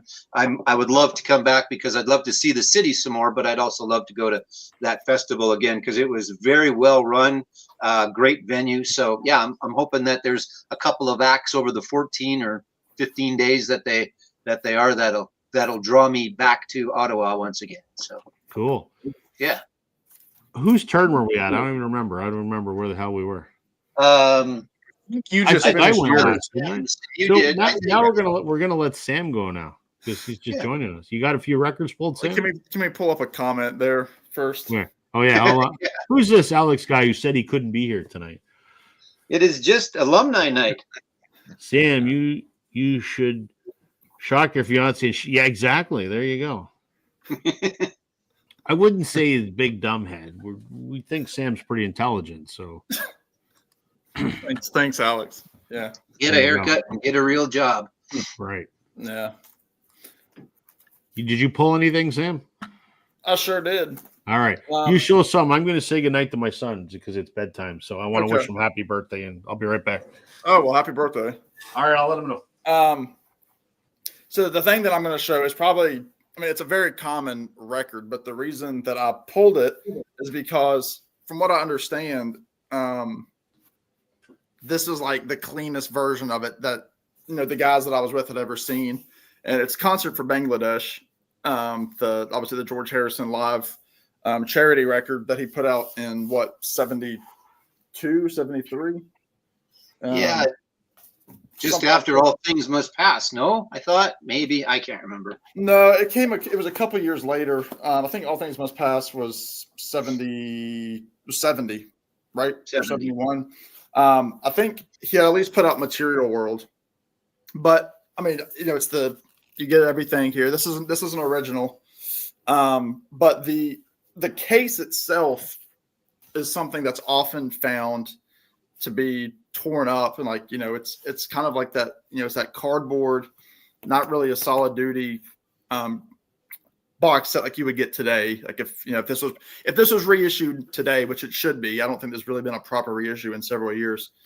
They would make this, you know, a much more solid, maybe a glossy cover for the box set.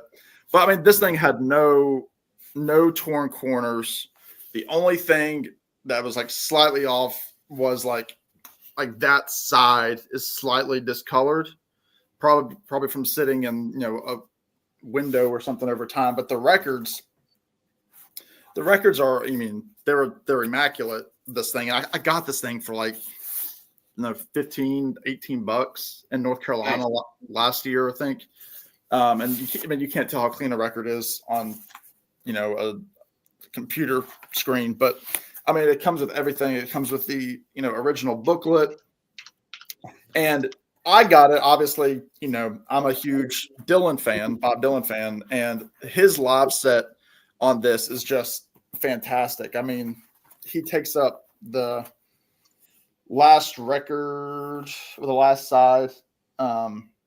He does A Hard Rain's Gonna Fall. It takes a lot to laugh. It takes a train to cry. Blowing in the Wind, Mr. Tambourine Man, and Just Like a Woman. So that side alone for me was worth, you know, the 15 bucks.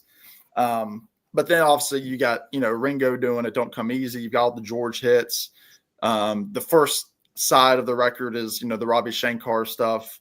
And it's not a record, you know, that I know that well, but I really am showing it because, again, other than, you know, I think all these records I've shown like in a recent finds. I mean, I'm not really counting that. Like, I'm talking about like actually like diving into the record, because most of my collection I've been purchasing while I've started my YouTube channel.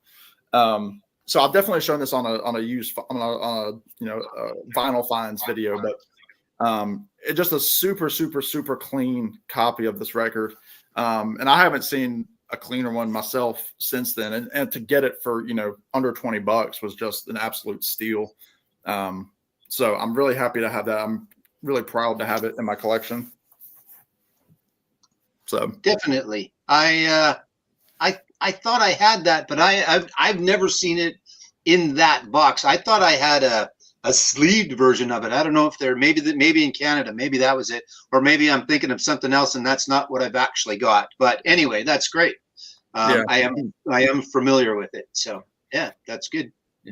That's good. So you know, before Rob comes back, there's a wedding coming up, is there? If you've mentioned that in a video, my apologies, because I haven't had a chance to watch a whole heck of a lot of stuff lately.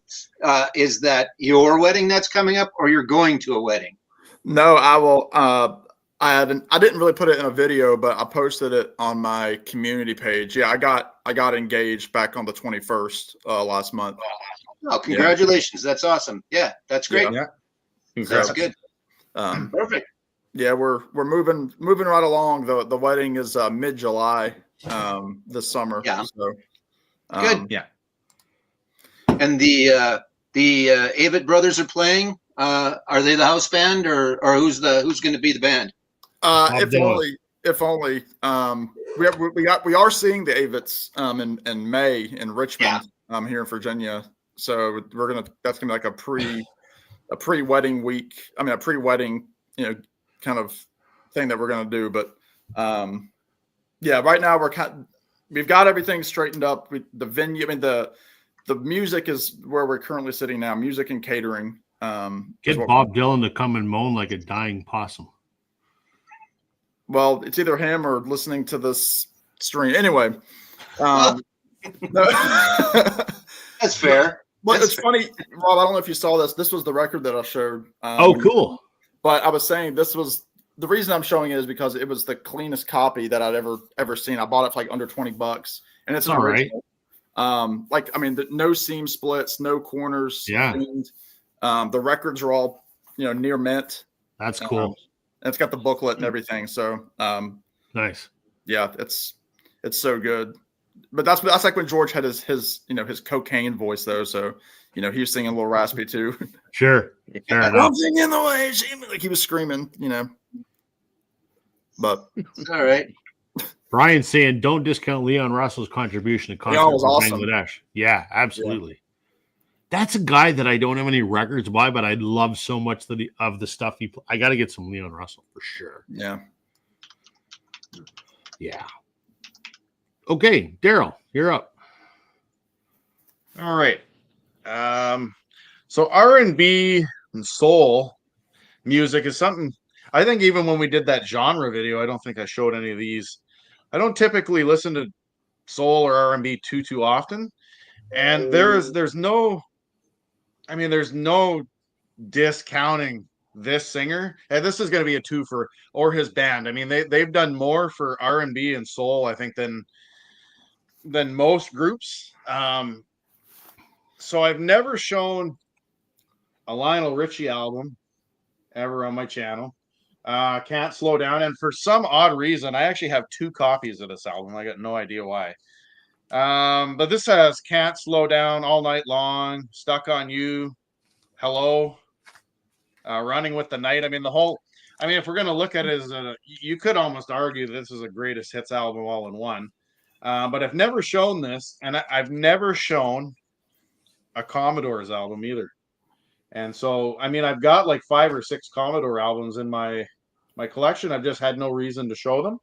And maybe one of these days I'll try to do that. I know there's that Soul vinyl tag that's out there, but this is the greatest hits that has Brick House and Easy on it, 3 Times a Lady. So it's really good stuff. I mean, I just don't know why I've never talked about Lionel Richie or the Commodores at all.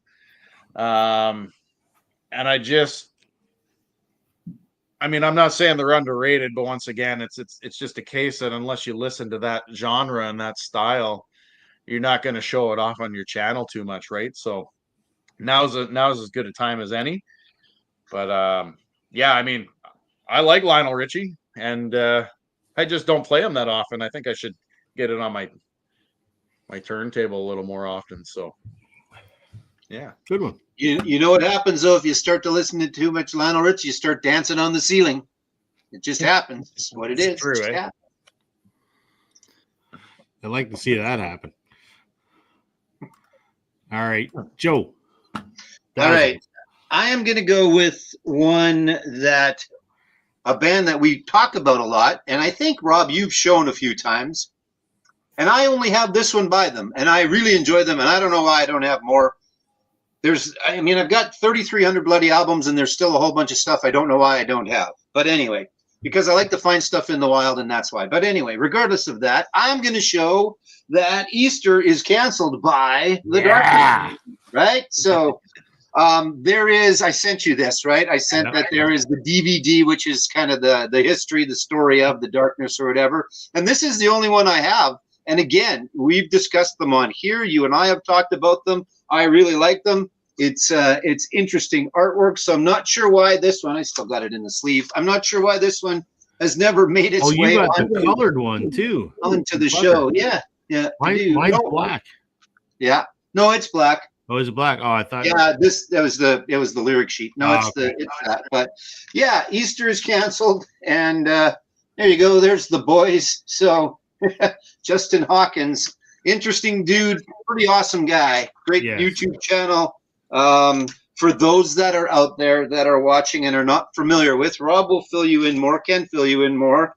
But if you watch the tributes to Taylor Hawkins that the Foo Fighters did, the Darkness, there was a couple of the guys, Justin and the drummer, were a pretty integral part of actually that. They were a big part of that. Justin did a bunch of singing, and it was good. So there you go. Easter is canceled by the Darkness. There's one that I have never shown before, but have now.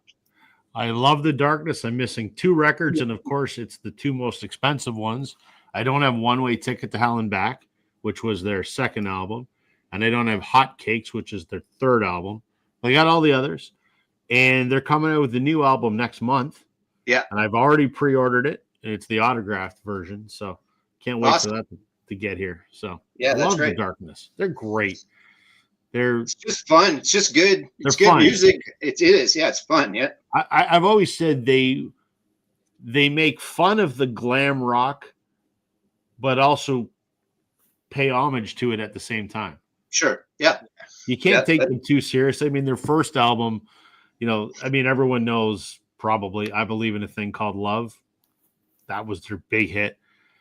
And to listen to the Darkness, you have to be okay with profanity because there is a lot, especially on that first record. But it's so good. Love it. That's a good pick, man. Thanks. Okay. I'm going to do a twofer. Because if you pull it, you show it. So this is tangential to a band that I talk about a lot. So we're going to go here first. I don't think I've ever shown this because I don't know that I have any need to show this. But this is Ronnie Hawkins and the Hawks. This is the album Mr. Dynamo. Ronnie Hawkins, for those that don't know, also called the Hawk, was from Arkansas. Made his way to Canada and ultimately lived here his entire adult life till he died a couple years ago. And the Hawks would go on to become a band known as The Band. So this is an original OG first pressing of this album, and the Hawks that are on here, the only one of this lineup of the Hawks that was still in the band when it became the band was Levon Helm. So I think, you know, it's kind of a fun record. But I have this more for, call it historical significance, because I'm such a massive fan of the band that when I saw this, especially being in the great condition it's in, there's hardly any, not even any ring wear on this, hardly. I mean, it's a 60-year-old record or 50-year-old record. What tracks are on there? Are there any covers? I'm assuming let's see here. Yeah, like Honey Don't is on here. I think it's probably half covers. I don't really know.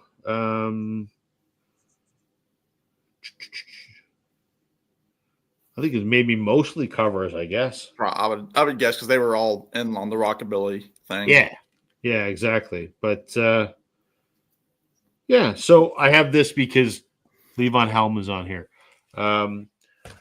When Ronnie Hawkins moved to Canada, Levon was the only member of the Hawks that came with him, and they all ultimately met the rest of the guys in the band who were from Stratford, Ontario, which is about 45 minutes that way for me. I'm not going to show a record by the band, but I'm going to show this because this is outstanding and an incredibly expensive record because they just didn't make many of them. Levon Helm's Ramble at the Ryman. So Levon at his home in, I think he lived in Woodstock, had a barn, and he would host these famous midnight rambles. And it's just great. Whoever was in the neighborhood would come and play. And if you were in the neighborhood, you could come and watch. And they were just raucous jam sessions, and they were absolutely legendary. Well, he took that show on the road, and they recorded a version of one of his midnight rambles at the Ryman Auditorium.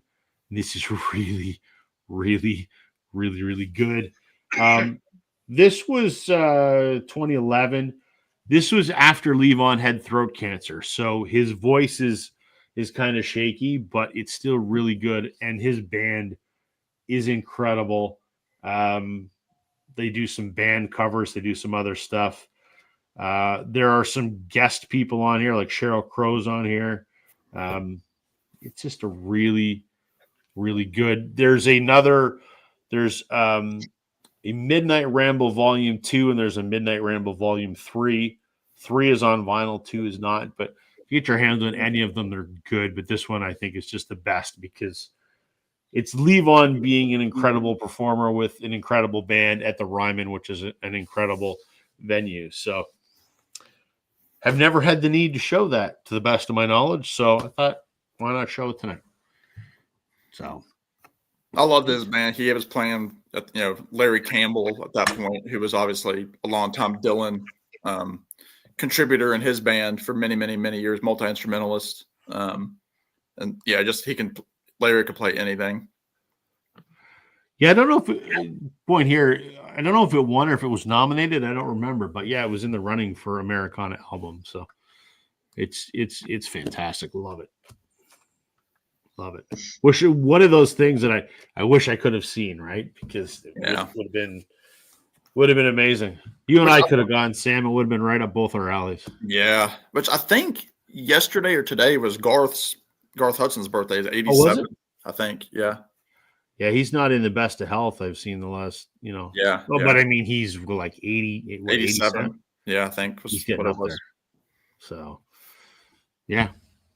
There we go. Let's go around the horn again. Sam, you got something else to show us? Yeah, I can do a quick twofer here, I think. Let me go something completely different from probably anything that y'all were showing. And I know that probably all of these anybody has seen that watches my channel in a recent finds. And this one for sure I've shown in a recent finds, but this is Amos Lee. It's an album called My Ideal. And it's a tribute to Chet Baker, the trumpeter who had this really great smoky kind of soft jazz voice that he didn't really find for years and years and years. Like he was just an instrumental player. And then there was an album that was called Chet Baker Sings that people were like, whoa, that dude is cool. Like he's got that classic, like smoky bar room kind of jazzy, like, you know, you're sitting in the cocktail bar listening to this guy, you can barely see him through the smoke. But Amos Lee, who is a contemporary artist, does a lot of, songwriter folky kind of things. A lot of time think like a male, like Nora Jones, maybe. He's got some jazz influence, but he put this out in 2022 as a tribute to that Chet Baker Sings record. And so he's singing pretty much straight away the same arrangements that Chet did.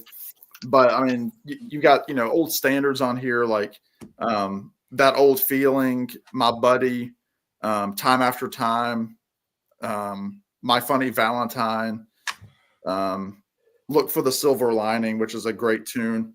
But what's cool about this record, beside the music, is this exclusive vinyl that I just think is absolutely. Oh, that's neat. You can't tell it's my lighting, but it's gray with like this like marble kind of look to it. But if you like vocal jazz, if you like, somebody who's, contemporary, taking some of those old standards, it's a great late evening, early morning record for sure. It's called My Ideal by Amos Lee. And this one I don't have a lot to say about. It's completely different, but I've only actually listened to this a couple of times, but really like it. This is Del Shannon and his album Rock On. The reason I got this next on my list. Del very Shannon. cool. Well, that's a good segue. This, if you can see, there's some names on there. It's his I last. think I heard of those guys. I know there's no names, but it's produced by Jeff Lynne, 1991. So this was around the time of the Into the Great Wide Open album, Tom Petty. So right after the second Wilburys album. And so you have the Heartbreakers essentially, or the band, and then Jeff Lynne. So you've got, Tom and Jeff writing a bunch of these songs. There's Del Shannon looking like a female soccer coach. Cool songs on here. Walk Away is great. It's got that classic, kind of, because Del Shannon's voice is kind of Roy Orbison-y a little bit. And actually he was rumored after Roy Orbison died to join the Wilburys for a brief period. But then he took died. his own life. Like he died shortly thereafter.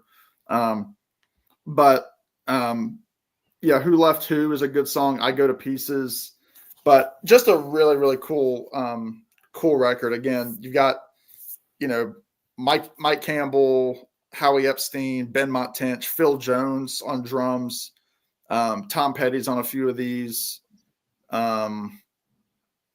Just like it's that classic group of guys that were hanging out together in the late 80s or early 90s that were all like in like the Wilburys, Tom Petty camp. So if you can get your hands on Rock On by Del Shannon, it's just one of those great. Looks like is that a Record Store Day issue or something? Yeah, this is Record Store Day. It was an import from the UK. My buddy Tommy here on YouTube, he told me about this because he's like, "You like Tom Petty? You like Jeff Lynne? They're all over this record." So I'm like, "Daggone it, I've got to." I need to be all over that record. I didn't even know that existed. I didn't either. And like I said, it's his last record because he had like a mysterious death, like I think he was having surgery or something. He killed himself. Did he kill himself? Yeah, shot himself. Okay, I'm mistaking him with Bobby Darin. Bobby Darin was yeah, similar. I mean, he was under the knife. Anyway, yeah, if you don't have this record, if you like, that Jeff Lynne production, I mean, it's got, the classic things that you want and those kind of records, hooks, harmonies. It's got that production, that Jeff Lynne production that some people hate, but I love.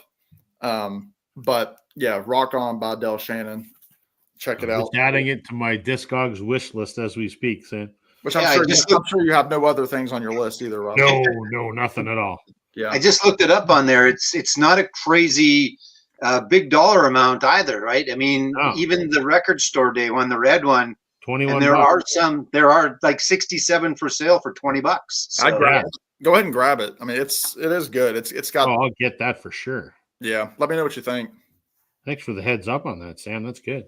Yeah, so there's a couple for you. You had me at Del Shannon, but then you throw Tom Petty and Mike Campbell on there. I'm in. Yeah, they're all over it. They're the band on the whole record. Jeez, that's awesome. Yeah, I need that, and I need the Mudcrutch records, and then I'm good. Hey, I was at my record store, Rob. This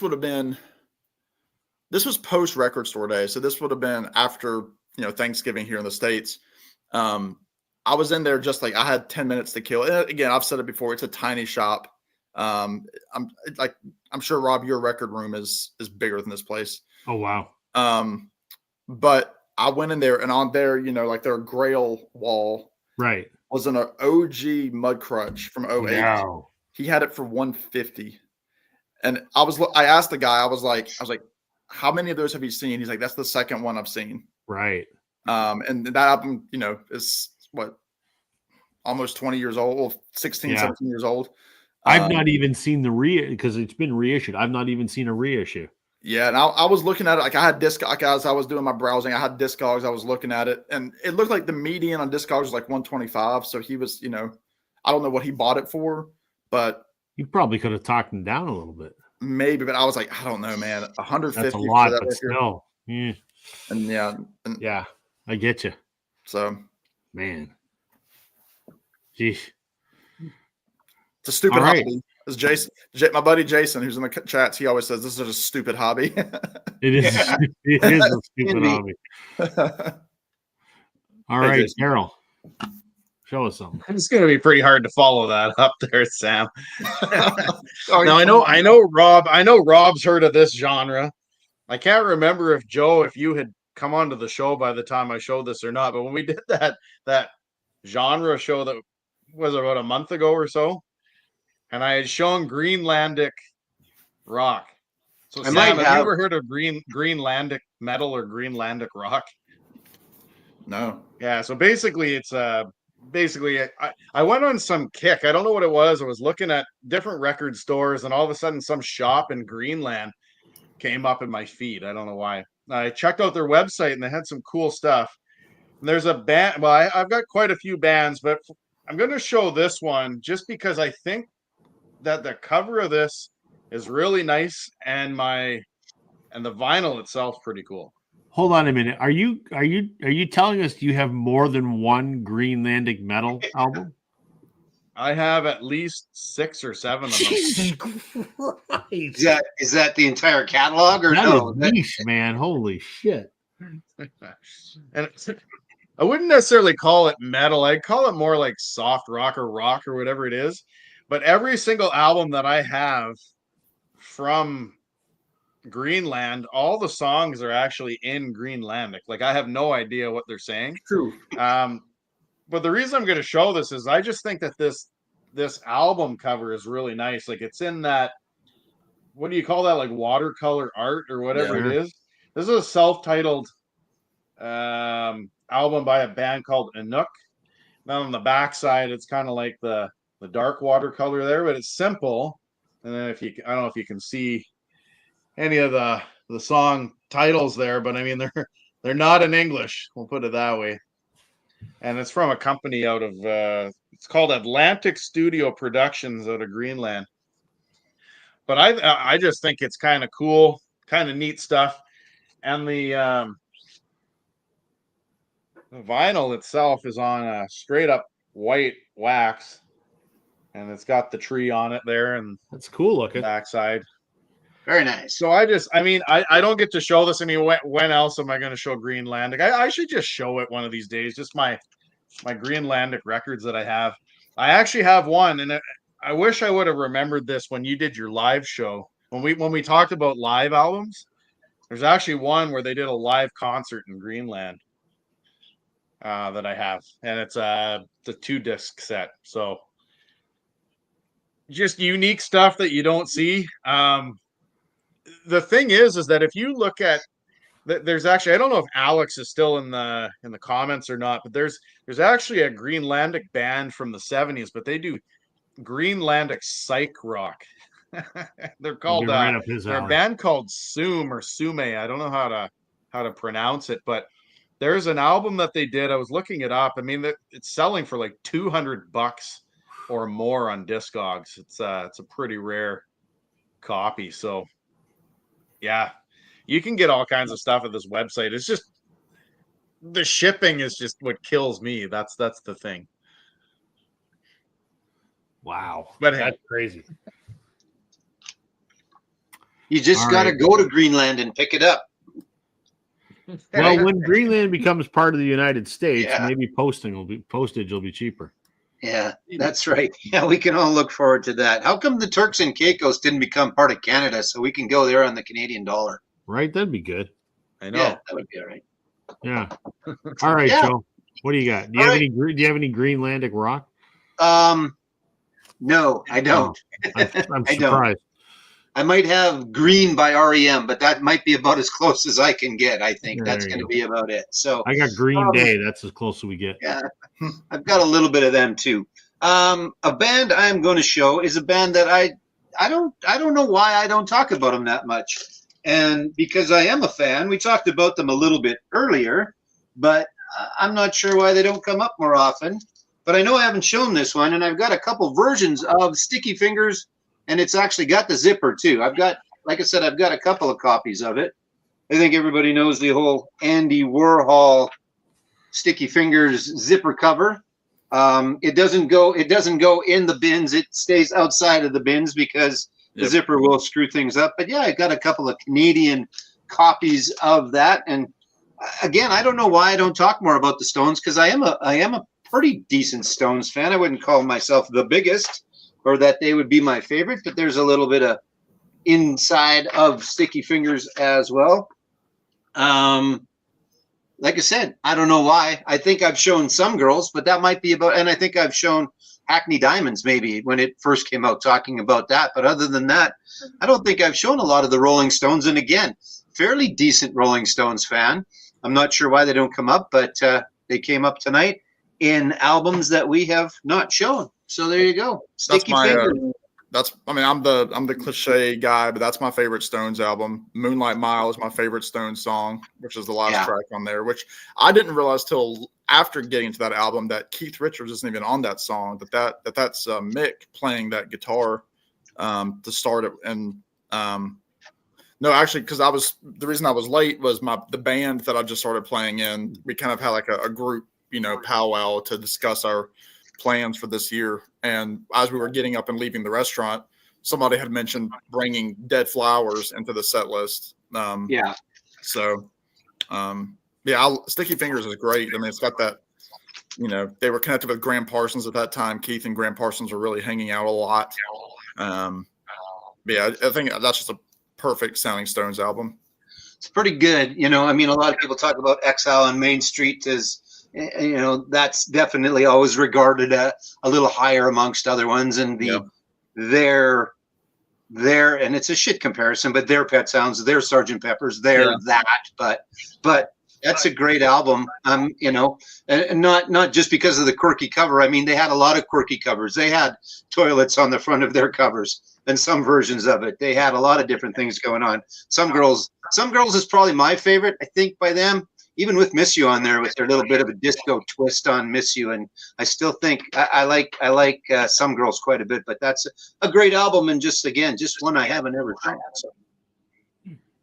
Daryl, Curtis, to answer your question, I don't know if I don't think there's any throat stuff, but their language, they do a lot of, I don't want to call it clicking, but there's some weird sounds that they do with the top of their tongue on their teeth. But I don't know if you've heard of the band, not the 70s, The Who, but there's a band from Mongolia called The Who, HU, The Who, and they do some throat type stuff, and they got some really cool instruments, but they're kind of a Mongolian metal band, and they do that kind of stuff. It's pretty cool stuff if you've ever seen it. But my cousin, he's a big fan of The Who, and he's tried to give me an album or two. I can't do it. I've seen some videos of them doing like everything, like on a beach or whatever, in like full garb, but I'm like, I can't do it. Curtis, there's this one video they do where they're all dressed up in biker gear and on bikes in the middle of some Mongolian desert, and wow, it's just different. Yeah. Curtis, if you want some throat singing, go check out Tanya Tagak, I think is how you pronounce her name. She's on from Bloodshot Nunavut or whatever. She's on 6 Shooter Records. I think she's from Nunavut, I think. Just like native throat singing. So there you go. It's not heavy metal throat singing, but it's throat singing. So, Joe, going back to the Sticky Fingers album there with the zipper, there was a whole episode I talked about 33 RPM vinyl there. I think he did one with like albums that like with the zipper, but then there's that one that has the sandpaper cover, and there's another, I can't remember what band they did it, but they made like an actual vinyl that's almost like a saw blade. Yep. Yep. There's one where it's supposed to be blood inside. Actually, Jar of Flies, there's a version you can get that looks like there's flies inside of the vinyl as well. So Frank finds some interesting stuff. Wasn't there one recently they claim that they put their tears? Maybe put their tears in it. I just do that. I'm listening to any Tom Waits record. I just lean over the record player and just let them fall. There you go. There you go. Joe, it's your turn, I believe. Yes. No, I just talked about. You just went. God, see, fuck, I can't keep track of 4 people. Jesus. Yeah. I guess it's my turn now. All right. It is. I'm going to segue back to what Sam showed at the beginning of this round, but I'm doing a twofer. I'm doing what I'm going to call oldies, because not oldies like the kids talk about today. Oldies for people like me and Daryl, who grew up in the 80s and 90s. Oldies for us is like 50s and 60s. So I'm going to show the 2 oldest records I have in my collection, and I don't believe I've ever shown them in a video. I think I might have shown one of them on a live stream a long time ago when Glenn was running the show. But so the first one I'm going to show, I really, really love Del Shannon. I think he's fantastic. This is Little Town Flirt, his album from, I don't know, 1950, whenever the hell this came out, 1960, whatever. This is a Canadian pressing. Believe it or not, like, look at this. You can see the shine there. There's not even fucking ringware on this. This is an OG. This may not be first pressing, might be second, but it came out either the year that it came out or the year after. I'm not exactly sure, but this is 60 years old, and man, it is in absolutely flawless shape. And I do play it. It's great. I mean, he had a bunch of hits, but Runaway was the big hit. Run Around Sue's on here. Hats Off to Larry, and Little Town Flirt were the big ones off of this record. And obviously it's called Little Town Flirt. Love this. I think this is the second oldest record in my collection. So I have a couple other Del Shannon records, but I thought I'd show that one because you're about to have another one. Am I right? Well, yeah, that's going to happen pretty soon, I think. And this is the oldest record in my collection, I believe. This is a first pressing of Richie Valens record. See, we talked about this. I'm so jealous of you having that one. And here's the thing. I picked it up for a steal, like 15 years ago, 20 years ago, maybe. Bit of seam split along the top, but it's in really good, no ringware on this one either, but the cover's, seen some wear. The vinyl itself is in great shape, and I do play it. I wouldn't say that I'm a Richie Valens fan, but I appreciate that without him and the other people from the day the music died, would music have gone the way it went? I don't know, but I mean, him and Buddy Holly, they maybe defined that era of music, I think. So, and also played a Fender Stratocaster, which I love because I have a couple Fender Stratocasters. So, just 2 records I've had no reason to show. There you go. It's amazing that Richie Valens was only 17 when he died. Right? What a sad story. And Yeah. you kind of got to wonder. I mean, you can't play the what if game, but what if? But just think, like, I mean, everything that he did. I mean, you look at, the Mavericks or Los Lobos. Like, he is the guy to start that. Right? Yeah. Exactly. So, good stuff. That Little Town Flirt's a great album. It's not a greatest hits, but it could be, right? For sure. Damn near. Yeah, absolutely. And And I can't believe that this is. When I got it, I'm like, that's got to be like a 70s reissue or something. Nope. I've gone through Discogs and checked the matrix numbers and everything, and it's either the very first issue or the one that came out like the following year. But love it. It's good. It's even older than me. That's how old it is. And you have more wrinkles than this record jacket does. Yes, I do. I have some seam splits as well, but I'm not showing you. So, Please don't. We don't need to see that. Yeah. No, just use wood glue to clean it up. yeah, There you okay, go, that exactly. sounds fair. Yeah, Exactly. perfect.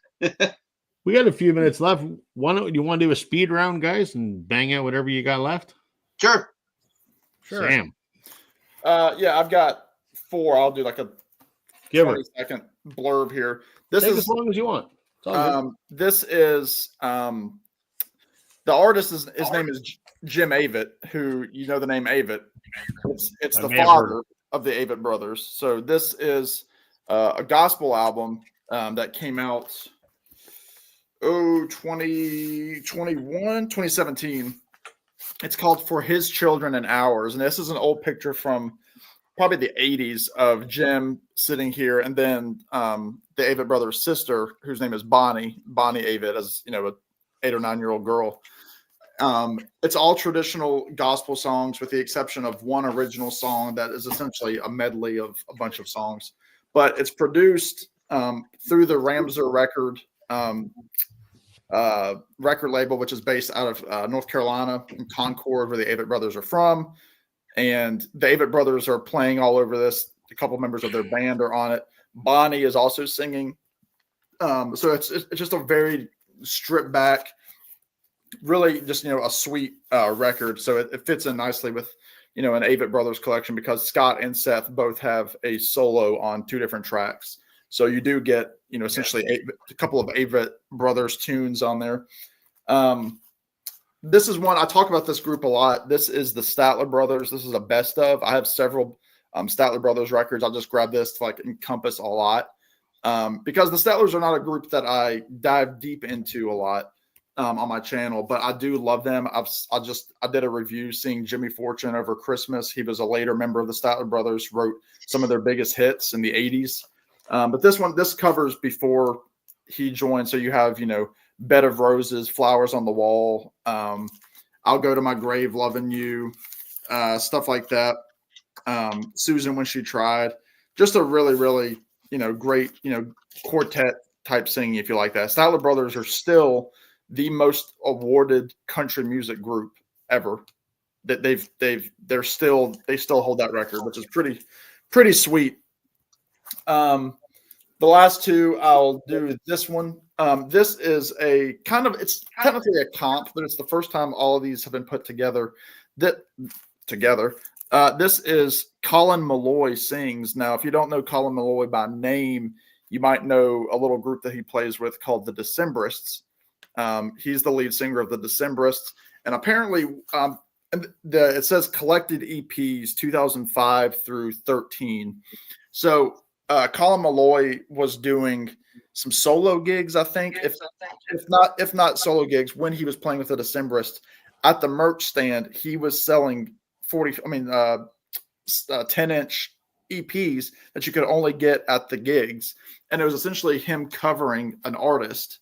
So they were just cover songs, and so this was a limited thing. It's actually one of the more expensive records in my collection now, but like side A is Colin Malloy sings Morrissey, so it's him doing Morrissey and Smith's tunes. Side B, he's doing Shirley Collins tunes. He's a songwriter. Side C is Sam Cooke, which is really interesting. And then side D is the Kinks. So it's really, really kind of a diverse group of artists that he's covering. And it's got that, kind of, it's just him on the guitar, really, and harmonica doing all those great artists as cover tunes. And then lastly, this is also a cover tunes thing. It actually is, 45 RPM EP.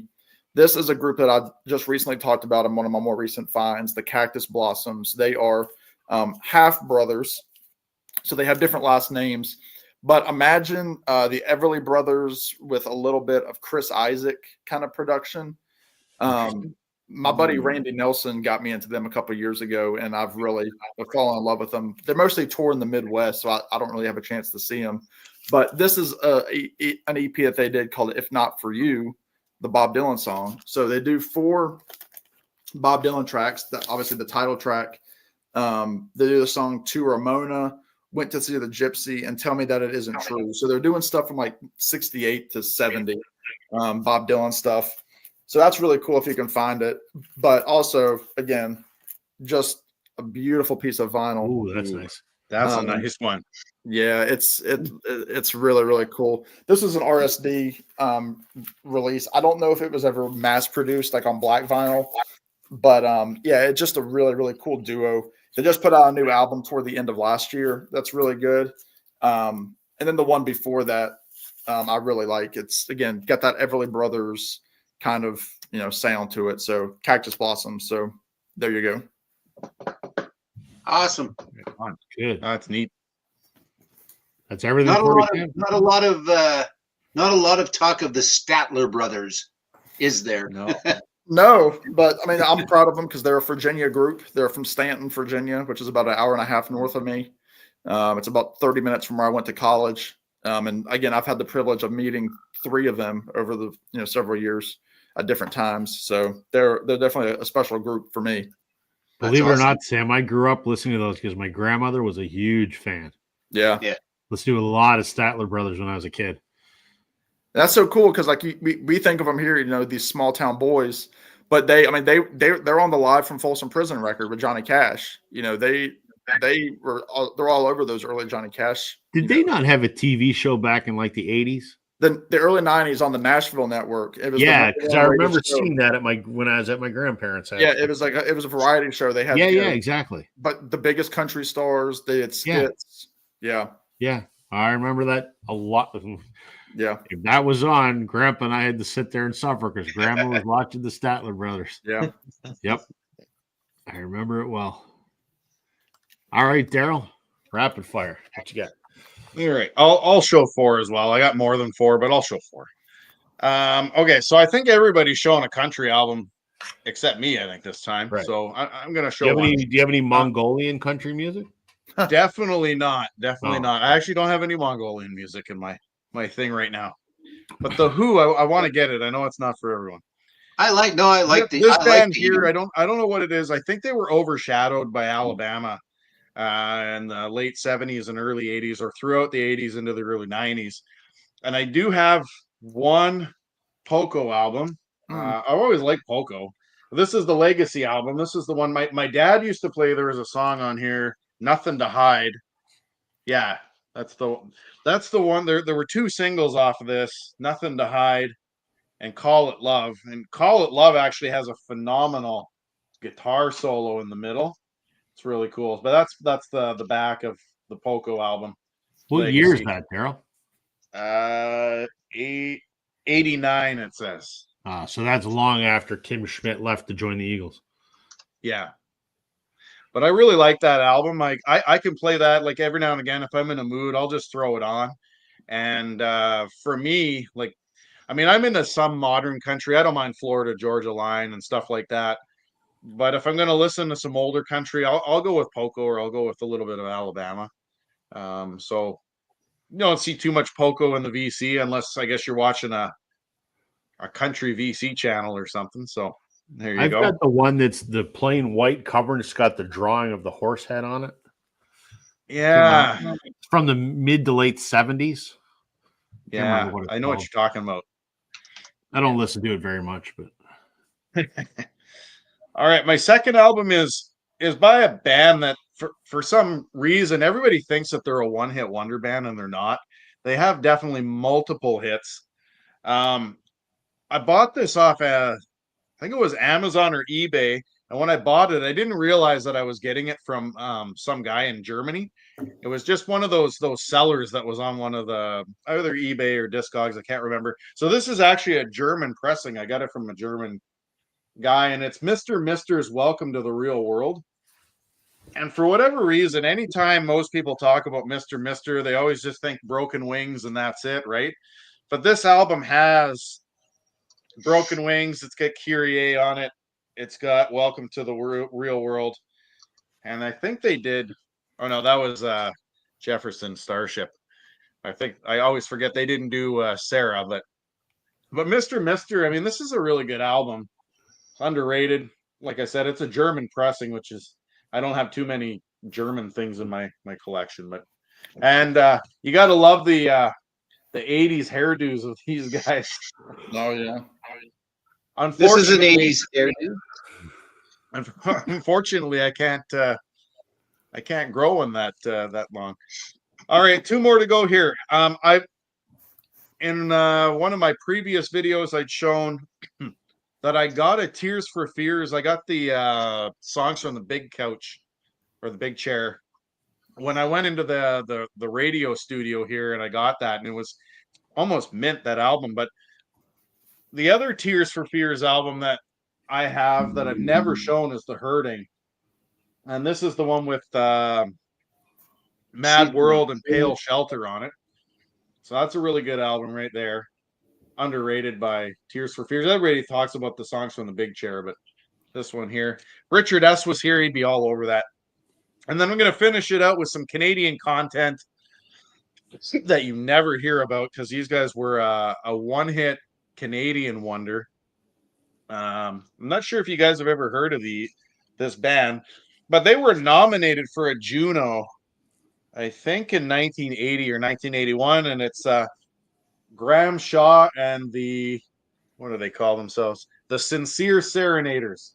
And they did a song, it was a one-hit wonder in Canada, called Can I Come Near. The rest of this album is crap, I will say. But I remember hearing Can I Come Near on the radio lots when I was a kid. And just your typical 80s cheesy Canadian rock. I'm not going to recommend everybody go out and buy that, but for the one song, it's pretty cool. Just stream it. But hey, there you go. Four more that I've never shown. Very good. All right, Joe. Songs from the Big Couch. That was the Record Store Day re-release. I think that's what that was. Yeah. And Poco Was Legend in the Heart of the Night. That was on there. That was kind of the big hit. So it's a great album. They've got a lot of albums, actually. So, all right. I don't know. I got 4 or 5 here. I'll go through them quick. And not that nobody knows this. I don't think that I've ever shown that I've got a little bit of Miles. And I've talked about it before, where as I've grown up, and which has been a while now since I've grown up. Some might argue that, but I've come to appreciate. Yeah, I wouldn't call it growing up, but I'm old. I'm older. You talk to your friends on a computer in a basement with model cars and flashy lights. So, yeah, I don't know if you can tell, but like I know there's more than one light. This one's kind of bright, but this is my version of at the racetrack of the Las Vegas Sphere. I've got some controllable lights on the inside. So that's our track's version of the Sphere. Anyway, and I love that you're a kid at heart, Joe. I'm right there with you, man. I try. Might as well. Again, I just have grown to like Miles, and obviously that's an easy one to get into, I think, as well. This is one that I haven't shown before. I've talked about these guys a lot, and I don't know that I've shown much of. It just happened to be the one that I thought I would bring out, and it is the Ramones Live. It's a Record Store Day release. Big Ramones fan. This is a special New Year's Eve show back in the day. This is a record store day from, I don't even remember, from a while now. 04/01/19 record store day. 2 LPs for the first time, the Ramones, plus on-screen Rock and Roll High School. They were showing it live at the venue, so that was kind of cool. I'm a big Ramones fan.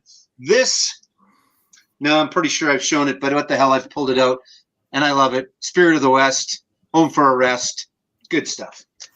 I didn't even know that was on vinyl. I need to find that. It is, and yeah, and it's awesome. Had a chance to see them the last tour that they did, just before the gentleman passed away, and it was great. I'm not sure why this one came up. I was just kind of going. Actually, I was putting last week's stuff away, so some of this week's just became chosen because I was flipping through and sticking stuff back in. I believe that I've shown the other Counting Crows, but I don't think that I've ever shown this one. So, good album, great album. Maybe better than the first one. I love that album. I love the Counting Crows. And this, again, this is just because it was in the vicinity of one that I was putting away, and it's a little bit of Tool and Lateralalis or whatever, however the hell you say it. It sounds like crap, not because it's Tool, but it sounds like crap because it is a picture disc. But it is one that is somewhat hard to come by. I've got another Tool that is a little harder to come by that may or may not be a bootleg. I cannot 100% confirm that it is. It's got 99% of the things that prove it's not a bootleg. But at the cost that, or what it's worth if it isn't a bootleg, that's what makes me think it's got to be a bootleg. But anyway, for those that don't know, Tool, Maynard and Company, it's a pretty funky album, and it always looks good with all the lights in the basement. So sometimes you just got to pull out your Tool and show it.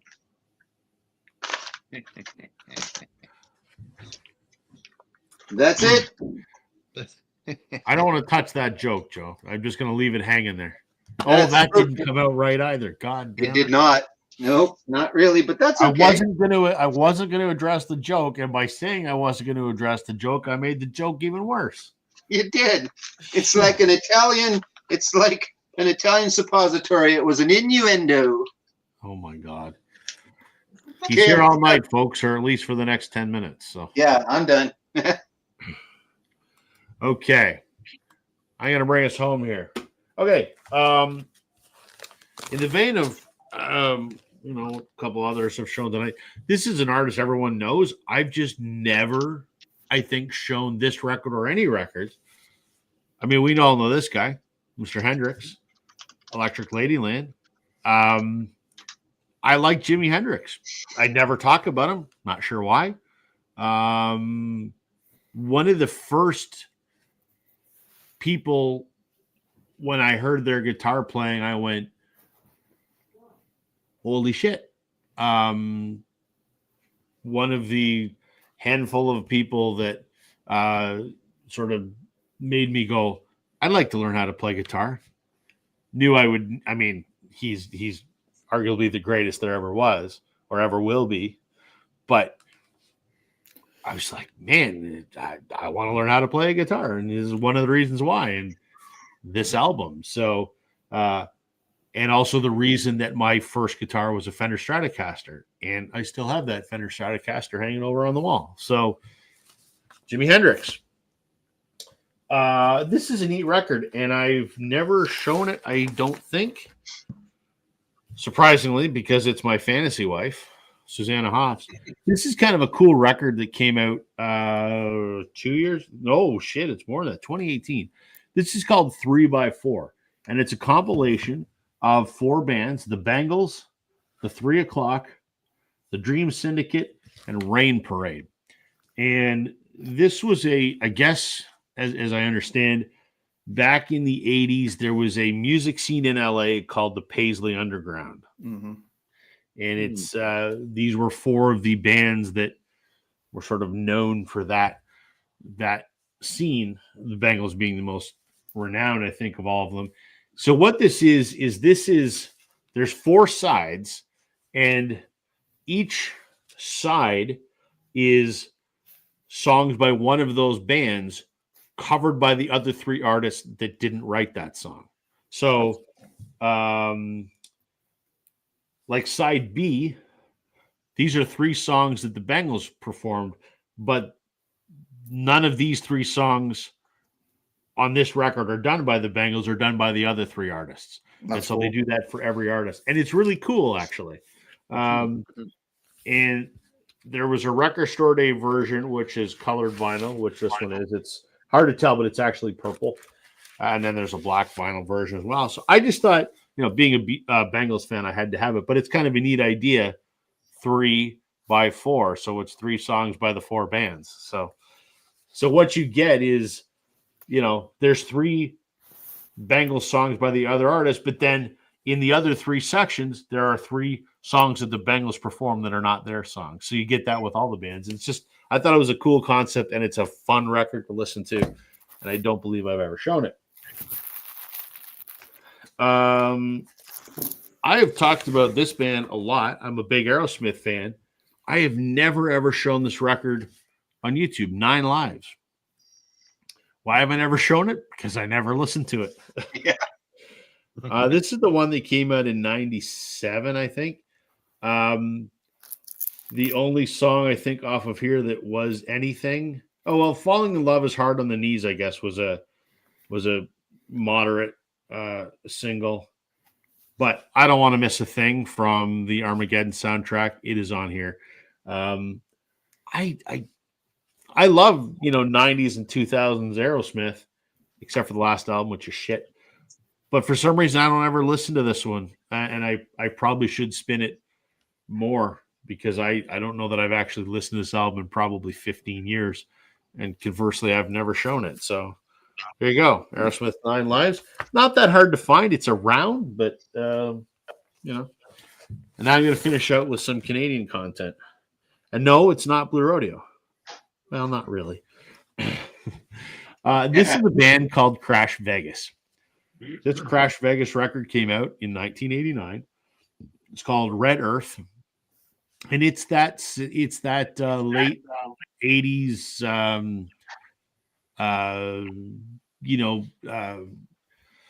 rock. The same thing as Blue Rodeo and the Tragically Hip and all that kind of stuff, and Tom Cochran and Barney Bentall, that whole Canadian rock movement that was a thing back then. And what's interesting about this record is one of the founding members of Crash Vegas is Greg Keeler, who quit Crash Vegas because at the time that Crash Vegas got their record deal, so did Blue Rodeo. So he had to decide which band he was going to go with. Arguably, he made the right choice because Blue Rodeo went on to be in the Hall of Fame and, do what they're doing. But he still appears on this record, plays guitar, I think, on a couple songs and wrote a couple of the songs. And the interesting thing is he was replaced by a guy named Colin Cripps, became the guitar player for Crash Vegas, who 21 years later would become the guitar player for Blue Rodeo when Greg had a lot of ear trouble and could no longer play electric guitar. So some Blue Rodeo ties to this record, but on its own, separate of that, it's still a great sort of time capsule of that great sort of Canadian homeland rock and roll that was prevalent in the late 80s. So that's it. Here we go. Awesome. Well done, gentlemen. That was fun. It was. It was That was good. a lot of fun. We'll do what we always do. We'll go around the horn and everyone can promote their channel, talk about whatever they want to talk about. Sam, since you were our guest, what's going on at Americana Sam? Yeah, I mean, for anybody that didn't follow me over, obviously I did change my channel name a few months ago. I think it was after I got off the stream, but I just started a new series yesterday that I'm going to see where it takes me because I've kind of had some ideas for my channel going into this year called Listen to This, where I'm pulling records that I don't think many people have heard, talking about them for a quick 5 or 7 minutes and just getting it out there for people to listen to. So the first episode dropped yesterday. It was for an album called Exit Wounds by the Wallflowers, which Great I know Rob's a record. big fan. So Love it. talked about that for a few minutes. I got a decent response because the record is 4 years old and it was never a huge record. Is it 4 years old already? Yeah, 2021. Holy Yeah. smokes. So I started that. I've done a few collaborations with Brian Massey over at Massey's Main Entertainment. We just started a new series that he posted, I think, this morning. We recorded a couple of days ago where me, him, and then another guy named Doc, who doesn't have a YouTube channel, we're essentially doing album drafts for the decade. So we started with the 60s. We're going all the way up to the 2010s. And so essentially we each pick 10 albums. Once it's picked, nobody else can pick it. And we end up with 3 different lists of 10. And, we let the viewers vote which list they like the best. So that's on my community page if you want to check that out. And then I have another series that I haven't yet started that's going to be on my channel with Brian Massey, where it's going to be kind of the same idea of, an album swap where we're each going to pull a record that we don't think the other one has heard. We're going to have a week or so to review it, and then we're going to come back and discuss it on my channel. One of the things I wanted to do this year was to actually take a lot more of the suggestions that I get from people seriously, because we get so many that those of us that have channels, and we can't do it all. And so the fact that, it's going to be reliant that I'll listen to these albums that Brian gives me so that we actually have a decent episode, So we're going to start that probably in a week or two. Brian's already got 2 or 3 albums that I'm going to pick from. I've got to pick a couple for him. So that'll be coming up hopefully within at least the next month. So a lot going on, thankfully, to get the new year rolling with some different content. Good stuff, man. Good stuff. Awesome. Daryl, you have a contest going on. He does. That is true. So that's the big thing for me. I think it was January 5th or 6th was the first video that I ever did on this channel after I started it. I think we've mentioned this before, that other than a couple of family members, I think Rob, you might have been my first subscriber. So yep, there we go. I'm at 170 something now. But I am doing a 1 year in the VC contest. It's 9 prompts. I have 2 prizes that you can choose from, of which I think most people are going to choose prize number 2. Just because everybody likes a little humiliation in the VC. But my son has stated that he is willing to do this with me. So he is going to go out in a t-shirt and shorts and dive into the snowbank with me. And just for fun, while my wife laughs and videotapes it, Excellent. So When I here first I am getting over a cold or whatever it is, a cold and flu, and I'm going to make myself do that. So, I who knows? Maybe I'll just send the CDs to, just for the hell of it. When I first watched it, just the way that you were wording it, I thought you were going to go polar dip, and then you went with the snowbank. I think you're getting off a little easy with the snowbank thing. I think a polar dip would have been a little more interesting, but still. My wife thinks I should do a polar crawl. Yeah, crawl through the snow, which I don't know. I don't know, man. I think you should go for a dip with a polar bear. It's been relatively warm here, so who knows? Maybe I'll luck out. But by mid-February, I don't know. It's gonna get cold. I don't know. Is the cold your biggest nemesis, or is the fluffiness of the snow or lack thereof your biggest nemesis in that? Well, what's really funny is one of my coworkers, I was telling about this the other day, and he said, what you might want to do is make sure that you take a shovel or whatever and break up all the snow, because if you run into it and it's hard, you're going to cut yourself. And I was like, yeah, you're right. I forgot about that part. That's yeah. fair. So just, cut a hole in the ice and go for a little polar dip. It's much safer. Yeah. Actually, it would be pretty dangerous up here because the river has a big tide. Yeah, one of the largest tides in Canada. Well, don't do that. Don't do that. We don't want to lose you, man. Yeah, don't do that. No, Yeah. Don't do that. But it is official. They officially opened the road. I can drive on the river with my car now. Very good. Good. That's And good. when does your contest close for folks that may want to do it? The contest closes. I'm going to close it February the 16th, so right after Valentine's Day. I don't want to close it on the same day that that MGK Buffalo is doing his, so I'm going to go a day or two after his. Makes sense. Makes sense. Yeah, but there's No. I mean, you can pretty much tie whatever the questions are. Basically, my 9 prompts. I kind of looked back at all the videos I did throughout the year and tried to find some ties to my videos that I did. So Good idea. yeah, I think it'll be a fun contest. I've had four entries put up, so hopefully we'll get some more soon. I promise I'll do one. It might be this Sunday's video or it might be next Sunday's, but I promise I'll do it. I'm looking forward to it. I already have everything picked. So Right on. what's Joe? What's other than your big giant collection at On a Vinyl? What's happening? Anything?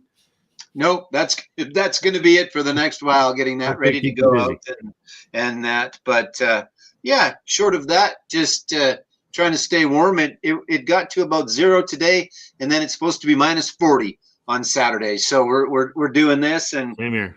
yeah, it's just ridiculous. But it is what it is, and beyond that, looking forward to doing this every Wednesday. And yeah, for the next while, it's going to be getting that collection put together. And what's cool about it, and I think I said it off the top, is that, like I said, I didn't really look what was all in it. I have an idea of some of what's in there, but it's going to be a nice big surprise for me too, because I just kind of took them out of the bins they were in and put them into the boxes. So I'm looking forward to that. I'm going to do a couple of videos for the shop of me going through the boxes and me discovering them as well, because that's always kind of fun. That's always kind of cool. So that'll be in the next little bit. Cool. Very good. Yeah. And you?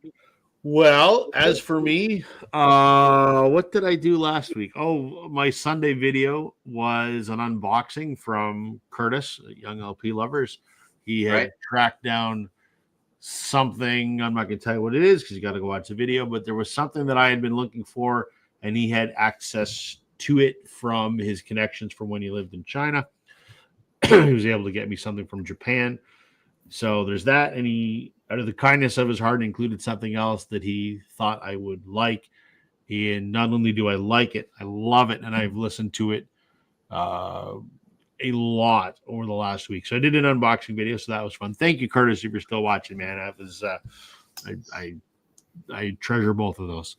What's coming up? I have to do Daryl's contest, and I have to do Alex's Prague tag. I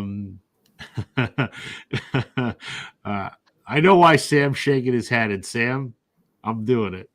So I believe it. I am very much looking forward to that. In fact, I texted Alex last week. I'm like, when's the Prague tag coming, man? For a couple days. So those are coming up, and I got a bunch of other ideas actually for videos. But what invariably happens is as much as I want to put out, like when I got Curtis's unboxing, like I got it on a Monday, I filmed it the minute it got here, and then I got really busy and I didn't get around to editing it till Thursday. And then I'm like, well, I was upload a video on Sunday, so I'll just hold that off till Sunday because I don't have time to make another one in between then. I'm well-intentioned, and I'm like, well, maybe I'll do Daryl and Alex's in the same week. And I know full well that I may start out with that intention is not going to happen. So one of you will be this Sunday and one of you will be the next Sunday. That's what's coming. And then Joe and I are tentatively thinking we might record something. Maybe. Are we still thinking maybe on the weekend we might do something? Yeah, I'm good with that. So All right. quick on your, and I'm not going to say much beyond the fact that Curtis, who, we've had on lots and is a fantastic dude, had the opportunity. He had 2 copies of what he gave you, and what he did was pretty sweet. I mean, Yeah, just another example of Yes. of the people that we hang out with on here, right? It's just fantastic. Well, And so you'll know what I mean when you watch it. yeah, he got me something which he already had, and the one he got me, which I paid for, by the way, but the one that he got for me was in better condition than his. And I said in the video, I said, Curtis, you could have given me yours and kept the better one, and I would have been none the wiser, and that still would have been totally cool with me. But you're you're a good dude, my friend, and I'm pleased to call you a friend. So Exactly. on that note, thank you, Sam. I love doing this with you, man. So thank you. Obviously, you're welcome back anytime. So yeah, Glad I can do it. Joe, always fun. I look forward to this every week. And to all those watching in the comments section right now, thank you for spending a couple hours with us. And those that are going to watch this later on, thank you.